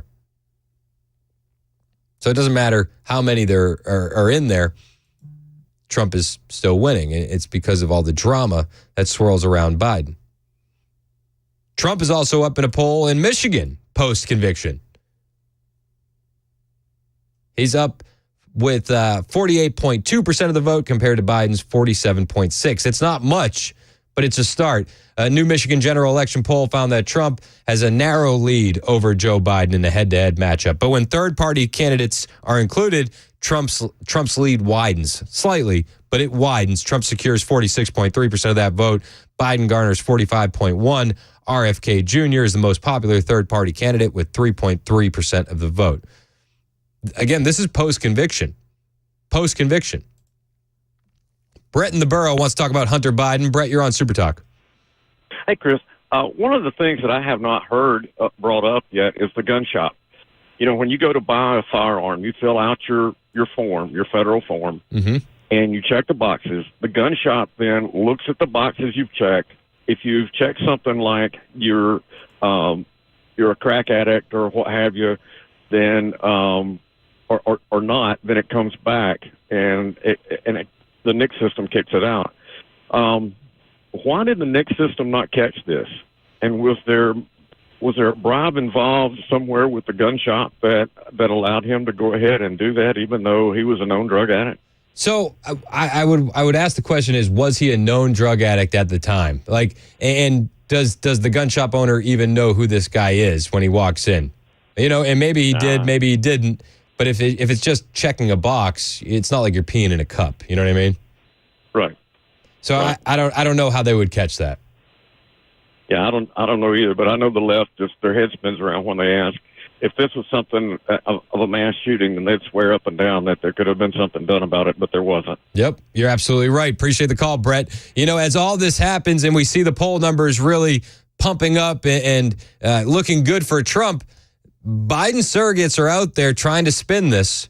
They're defending Biden after the Wall Street Journal article where a lot of Democrats are saying that he's missing a step. He's slow. He needs note cards everywhere. So they send out the surrogates because they can't send out Joe. Biden spokeswoman Adrienne Elrod was making the rounds, and she was asked about how they can have Biden turn the poll numbers around, and she's got an idea. Spoiler alert, it's just throw money at it. The article does include, Adrienne, a poll from March, a Wall Street Journal survey of voters in 7 battleground states, and just 28% said the president was better suited physically and mentally for the presidency. 48% of people in this study picked Donald Trump. I think people will hear what you're saying and say, well, it's the campaign. Of course they're going to push back on this story. How does the president turn these numbers around? Well, look, we are not focused on the day-to-day horse race. We are focused on making sure that we can talk to every single American, that we can draw the contrast between us and our opponent, that we can make sure that they understand Joe Biden's strong record and what he will continue to do in his second term for the American people. That's why you see President Biden traveling to battleground states, taking his message directly to the voters. We put a lot of money, far more than Donald Trump, invested in the infrastructure in these battleground states, making sure that we do have the investments in those states that will make a big difference in a close election. How are you going to turn these poll numbers around? Well, Biden spokeswoman Adrian Elrod says we're going to throw money at it. We're going to throw money at it. I couldn't help but laugh when all these spokespeople get out there. They say, well, we're going to focus on Biden's strong record. It's like, all right, cool. We're traveling to battleground states. It's like, are you? Okay. You're having a tough time filling high school gyms. Meanwhile, Trump can get 100,000 people to New Jersey. Trump can get 25,000 people to the deep blue Bronx. If that's your plan, good luck. Good luck. I wish you the best. It's 11:21 on Super Talk 99.7 WTN. Hey, it's Chris Hand for my friends at the Glock store. I want to thank you guys again if you made it out to the open house on Saturday. What a blast that was, hanging out with so many patriots that love the Second Amendment out there at the Glock store. Great speakers were in attendance, but even better friends. Thanks again to everybody that came up and said hello. We had a blast. If you didn't make it there and you haven't been there before, I understand. I was kind of like the newbie for a while. I'd hear Dan and I'd hear Matt talking about the Glock store, and I was like, oh, yeah, it's a gun store. I've seen those. Oh, they have a shooting range. Like, yep, I've also seen those. But I have to tell you, I was wrong. The Glock store is just different. And the Shoot 270 ranges are incredible. They're not lane ranges. They're shooting rooms. And I had my first session with my own private instructor, and it was so cool. No lanes, just me and my instructor in a private room. And I got to tell you, I learned more about shooting in that 1 hour than all of my lane range sessions put together. So I got to ask you, have you experienced the Shoot 270 indoor ranges? They're only at the Glock store. So it shouldn't take you too long to know the answer. And if you haven't, I got to tell you, you need to. Because your personal defense is going to be your responsibility. And you don't want to be training in sessions in lane ranges and sessions like that where you're not getting that same experience that you are at the Shoot 270 indoor ranges. You can train in low light, no light. You can learn how to clear rooms. All the things that are more practical than shooting down a lane. And it only happens at the Glock store. I train there. You should train there too. They're minutes from the airport, worth the drive from anywhere. The Glock store and the Shoot 270 ranges.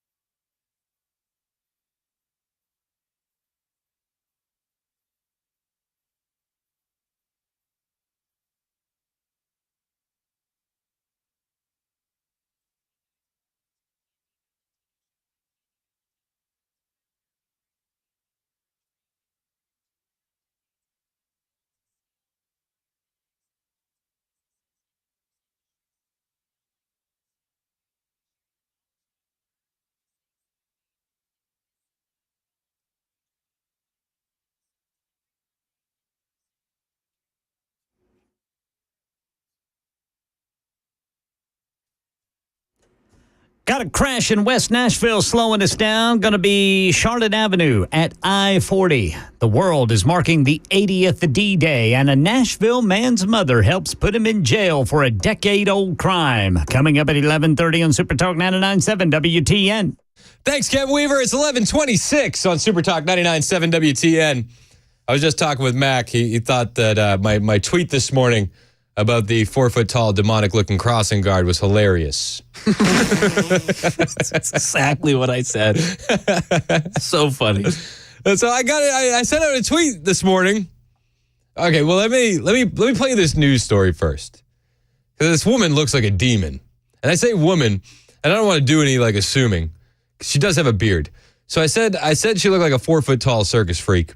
I think that was my exact words. I think that was pretty much it. Yeah, that's how I put it.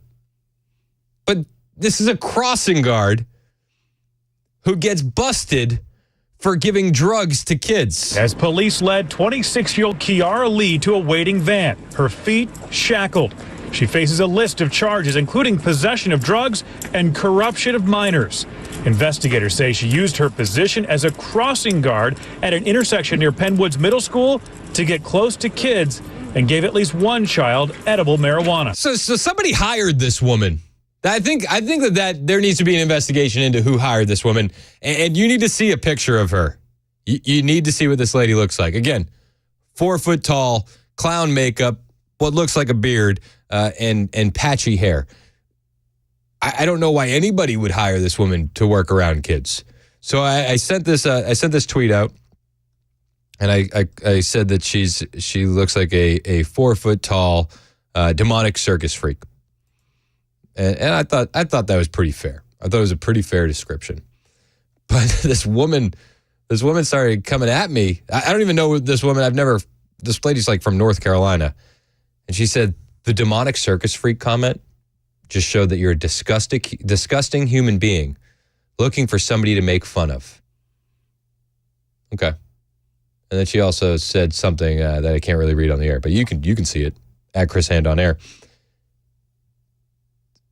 Why am I not allowed to make fun of a crossing guard who's 4 foot tall and looks like a demonic clown?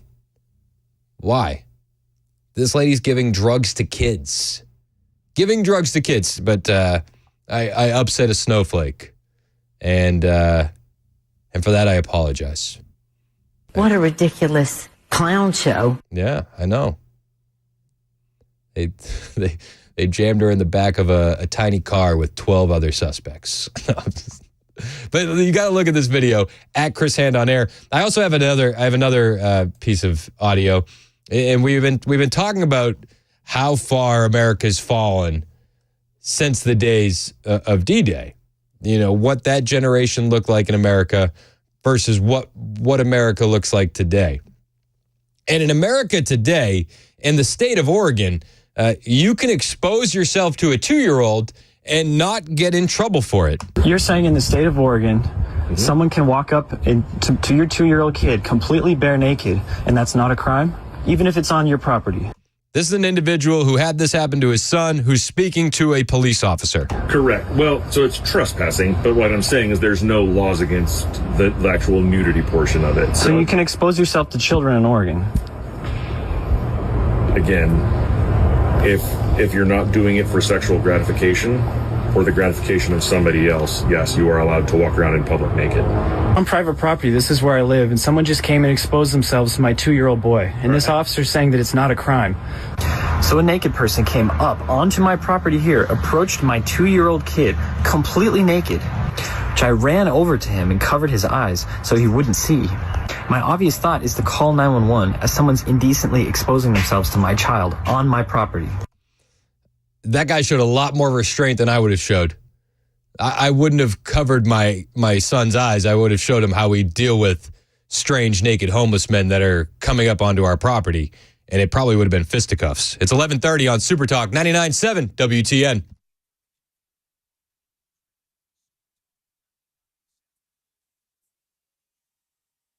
11:30 on the dot. I'm Ken Weaver with your top stories. Full forecast in 2 minutes. Got some breaking news coming in right now. The Hill is reporting that former Trump advisor Steve Bannon has been ordered to report to prison on July 1st for his contempt of Congress conviction.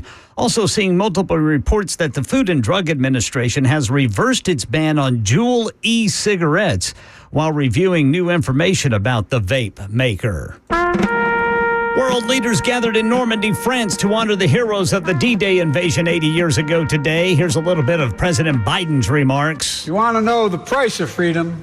Come here to Normandy. Come to Normandy and look. Last surviving soldiers from the D-Day generation presented with honors there today. Some needing assistance standing up in their 90s. Some are over 100 years of age. And at Nashville, News 2 says a 41-year-old man's mother helped police put him behind bars for an armed robbery at an ATM 12 years ago. Detectives took surveillance video of the suspects to this suspect's mother, who they say identified one of them as her son, Tarian Smith.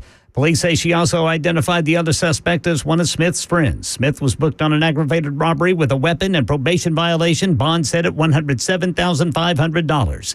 That's the latest news. Weather is next. I'm Ken Weaver, WTN News. Thank you, Ken. It's 11:31 on Super Talk 99.7 WTN. So this morning, my wife and I have been texting back and forth with Paul Winkler. We've had some questions. Paul's had some answers. And when you're looking for a financial guy to help you, you want somebody that's going to be there when you need him. And Paul is that guy. You probably know Paul. He's been hosting his investor coaching show for over 20 years. We run it every Saturday from 3 to 6 here on WTN. That's appointment listening. You can learn a lot from Paul just by listening to his show. But you can trust what Paul says because he spent time studying under an economist who went on to win a Nobel Prize before he started that show. That's how he got his education in the industry. That's pretty cool. He's also an avid collector of financial planning designations. He has up to 8 now. So, of course, my wife and I work with Paul. Like I said, we've literally been texting with him all morning because Paul is approachable and just easy to talk to. And we heard him on WTN before I got a show here. So when I came on board, it was like we felt like we already knew him. Like we wanted to work with Paul. It was an easy choice. And here's why. Paul's team holds themselves to the highest level of fiduciary status. Paul wants to make sure that I tell you I get paid when I do these commercials.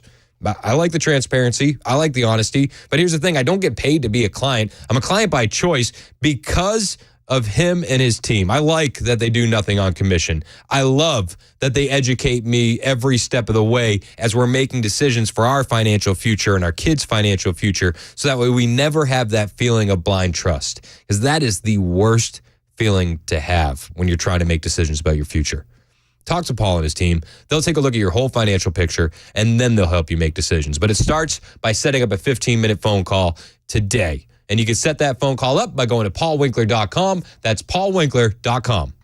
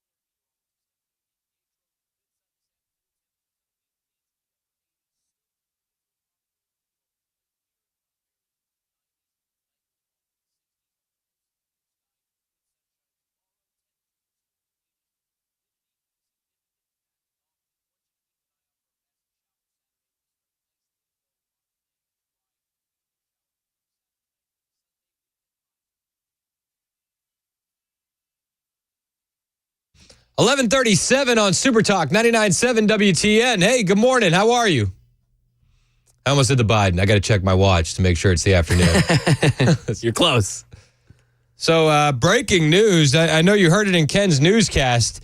Steve Bannon ordered to 4 months in federal prison starting July 1st. Just more election interference from the left.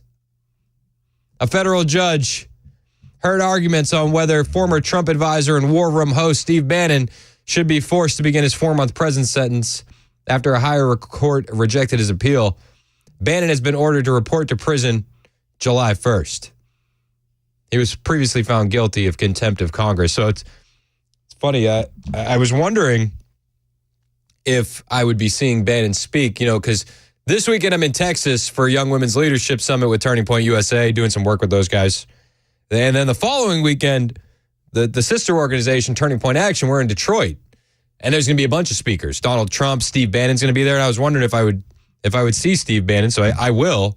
And I bet you he is going to be fired up. He's going to federal prison. 4 months. Is this direct election interference? Do you see this as election interference? A lot of people wanted Bannon to get back involved with the campaign. He signed off the War Room today to make the trip down to Capitol Hill to a federal courthouse. He said, I have a previously scheduled event. I'll be back. Bannon was sentenced in October 22 to 4 months in prison for defying subpoenas from the J6 committee. Bannon's sentence had been placed on hold pending appeal. His lawyers made their case to a federal appeals court in November, which in May upheld his conviction. Federal prosecutors filed a motion after the decision asking U.S. District Judge Carl Nichols to order Bannon to report to prison, saying there's no legal basis for his sentence to continue to be pushed off. Consequently, there is no longer a substantial question of law that is likely to result in a reversal or an order for a new trial, prosecutors wrote in their filing. Bannon is going to prison. 4 months, starting July 1st. I mean, that's going to take him right up to the election. What a joke. So Bannon's gone to jail. Peter Navarro's in jail. Trump has 34 convictions. And they don't want us to turn it around on the left. When are we going to get an AG or a DA with some stones to bring some charges up on the criminality of the left? Or just some actual investigations? When? We're all waiting. We're as patient as we can be, waiting for this pendulum to swing. But more and more and more, it just seems like the lawfare is taking out our side. What a joke. What an absolute joke. And an aside, there was a new New York Times Siena poll where after the Trump conviction, Biden actually did see a bump. Yeah, I know. A lot of people were wondering if the conviction would hurt Trump, but according to a New York Times Siena poll, Biden got a 1-point bump post-conviction. It's a new poll from the New York Times. It revealed Biden gained 1 point following Trump's conviction in the New York City falsified business records case, but still trails the 2024 GOP presumptive nominee by 1 point. So their survey recontacted voters who had previously taken a survey in the past months, finding that after the conviction, 46% of voters would cast their vote for Biden, while 47% would vote for Trump. The shift in the group of voters from April and May, where 45% of voters said they would vote for Biden and 48% said they would vote for Trump, we're seeing what they're calling a post-conviction bump for Biden. Trump retained 93% of his supporters from previous polling. 3% saying they would switch to Biden, 4% saying they were unsure. And of those who said that they had voted for Biden in 2020 and wanted to vote for Trump in 2024, 1/4 of them said they would be sticking with Biden. This poll was conducted between June 3rd and June 4th. Almost 2,000 registered voters nationwide. I don't know. I like the polls I like, and I don't like the polls I don't. It's the New York Times Siena poll. They're not going to overestimate for Trump. They will overestimate for Biden. We've seen this time and time again. Trump is still in the lead. So, what does that mean when you say that? Overestimate? Meaning, like, so I go back to what the polls showed for Hillary. Hillary's going to win in a landslide. So they're always going to be much more fair to the left than they will be to the conservatives. And a lot of times in the polling, at least, maybe not this year, but in years past, people don't want to say they're voting for Trump. But isn't it also based off of like actual, numbers, them going out and getting feedback from people? Like it's not just like. But if somebody says they're unsure because they're afraid to say that they want to vote for Trump, that's overestimating for Biden. And you know what? I mean, with the way the country's going, maybe they could be overestimating for Biden. Maybe the vote blue, no matter who crowd, could be embarrassed to say that they're voting for Biden. I don't know. We'll see what happens in November. I can't see Trump losing unless something crazy happens. Lord knows they're capable of anything. Let's go to Deborah in Cool Springs. She wants to talk about Trump charges. What's up, Deborah? Hey, Chris, how you doing today? Good. How are you, miss? Doing wonderful. I got a question. If somebody could please explain it to me. I hope I'm not the only one that doesn't understand, but how did one charge of supposedly making a wrong entry morph into 34 charges? Your guess is as good as mine. And here's the thing that really bugs me about the whole thing. Trump doesn't handle his own books. Like, he's not the bookkeeper at the Trump organization. So how somebody files it has nothing to do with him. Do you know what I mean? Yeah. I mean, in my mind, if he's got 34 charges, that means there should be 34 separate entry problems or bookkeeping errors, whatever you want to call it. But I just don't understand how one morphed into 34. Honestly, Deborah, nobody does, not even the left. And I played some audio yesterday from a Piers Morgan panel where they had a Democrat on, and they asked her to name the crime, and she couldn't. And I feel like a lot of people feel this way. I've been trying to pay attention to this as close as I can. It's like it is the most confusing conviction I've ever seen. Oh, exactly. I mean, that's not the only problem. I mean, obviously, they took a federal charge, which they have no jurisdiction over, that the federal entities declined to even bring a charge forth anyway, and somehow morphed it into a state crime. And I mean, this whole thing is just confusing all the way around. Yeah, you're absolutely right. I appreciate the call. And they're not stopping either. They're still going after Trump in many different ways. Just breaking yesterday, the New York City Police Department, NYPD, they're revoking Trump's concealed carry permit following his felony conviction. Yep, they're revoking it. Which is also, I thought it was pretty gangster. I don't know about you. Do you picture Trump walking around with a concealed carry? I mean, it makes sense. Why wouldn't he? But I don't know. I thought about it. I was like, oh, yeah, okay, it makes sense. But I just never would have pictured him carrying. I don't know. Maybe I'm the only one. But the New York City Police Department is reportedly planning to revoke his concealed carry license. Trump's license had been suspended on April 1st, 2023, following the indictment in this falsified business records case, a senior police official told CNN. And now, 2 of the 3 pistols Trump was licensed to carry were turned in back on March 31st to the NYPD. A 3rd firearm was lawfully moved to Florida. But in New York, possession of a firearm by a convicted felon or just in general, it's a federal crime. And now Trump is a convicted felon. So Trump doesn't get to have a firearm. It's unbelievable. Brian in Shelbyville, you're next on Super Talk. What's up, Brian? Well, I think I can help that lady with the 34 count, how it morphed in from 1 to whatever. It really never was 1. It was 34. If you read the indictment, you'll see it's what I was telling Mac. I'm not a legal analyst. I am a finance guy. But if one check, if it was, erroneously recorded, which I think it's all trumped up to be, cliche about it.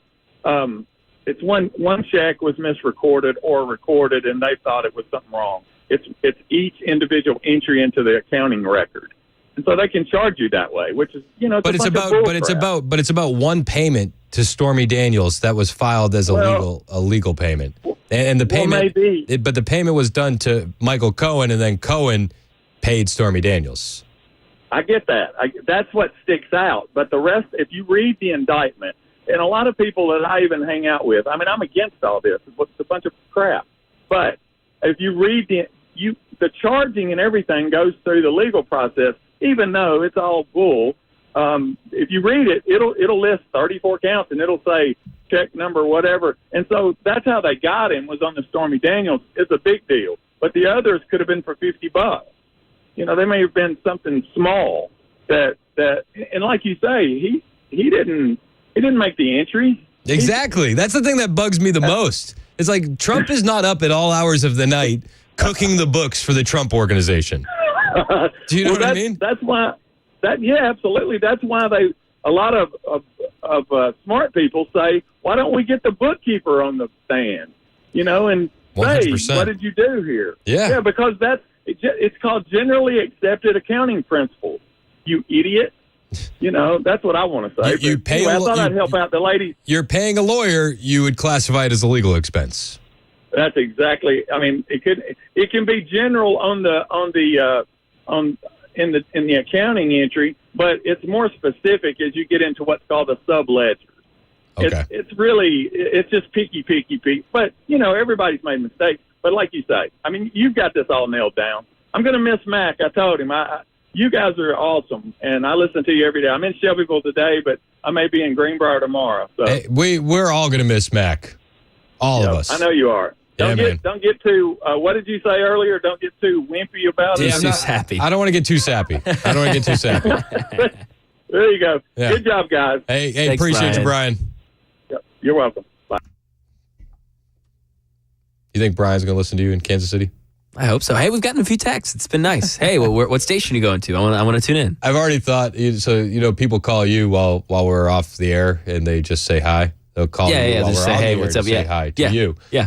So, like, your first week while you're doing stuff, I'm going to start calling into your show, live on my show, just to harass you. Live on your show. Live on my show. Like, we're going to let the dial tone go and everything. Yeah. Hey, it's 6:10. You'll be like, hey, man. Hey, just wanted to say hi. just wanted to see how you're doing. Chris, you can't do this. I'll play a little Charlie Puth. Like, it's been a long day without you, my friend. Yeah, exactly. Yeah. Something like that. I'm serious, though. I am going to do that. Oh, I'm looking forward to it. All right, perfect. Yeah, my new hosts are going to be thrilled. Yeah. You're bringing a fan base with you that they haven't seen before. It's 11:49 on Super Talk 99.7 WTN.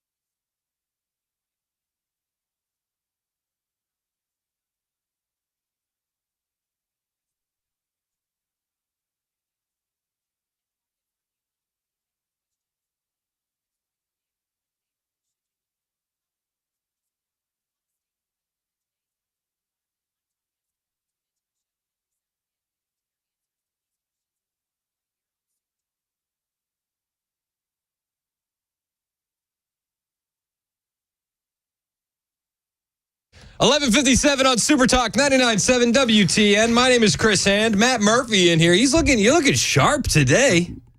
Big day. What's going on? Big day today. What's happening? Big day. I'm launching. I wanted to look kind of official because I'm launching an official Super Talk 99.7 WTN inside investigation. Whoa. Into some of the goings on at this radio station. I had nothing to do with it. Well, it's true, although you are a witness to it, and you're going to be called, you're probably going to be called as a witness. Matt Morey, I expect at some point you'll be called back from KC. Might want to go ahead and let the officials out there in Kansas City know, because a hypothesis has turned into a theory has turned into a lead, and I believe, and I don't make this accusation lightly, I believe there is some serious nepotism going on Nashville's Morning News with Dan Mandis. That's right. Now, I want to present a few pieces of evidence. One, this new producer. What's his name? Jeff Malinoff. Jeff Malinoff? Yeah, it's just Malinoff. Yeah, Malinoff. Is that not suspiciously close to Mandis? Oh. I'm going to go ahead and call it. Jeff Malinoff is Dan Mandis' illegitimate love child. You listen to the mannerisms. Whoa. You look at the facial expressions. They do have similar You see the fact that Jeff, sadly, is already losing his hair. All of it adds up, folks. All of it adds up. I'm going to channel my inner Chappelle, and I'm going to plead the 1, 2, 3, 4, 5. I love all the amendments, but my favorite is the fifth. Anyway. That's fantastic. So you just dressed up for the crossover bit? No. I've got a thing later on. I've got a thing. Oh, okay. I've got a thing, and so I went on ahead and put on the coat because, it's cool in here. You look nice. Thank you. I appreciate that. Yeah. That's nice coming from you. Not so much from you. With this hair thing, you're going to have to switch up to just straight back at some point. What's the deal? Right? Are you cutting the hair? I've heard rumors that you've already cut the hair. No, I haven't cut the hair. People have said.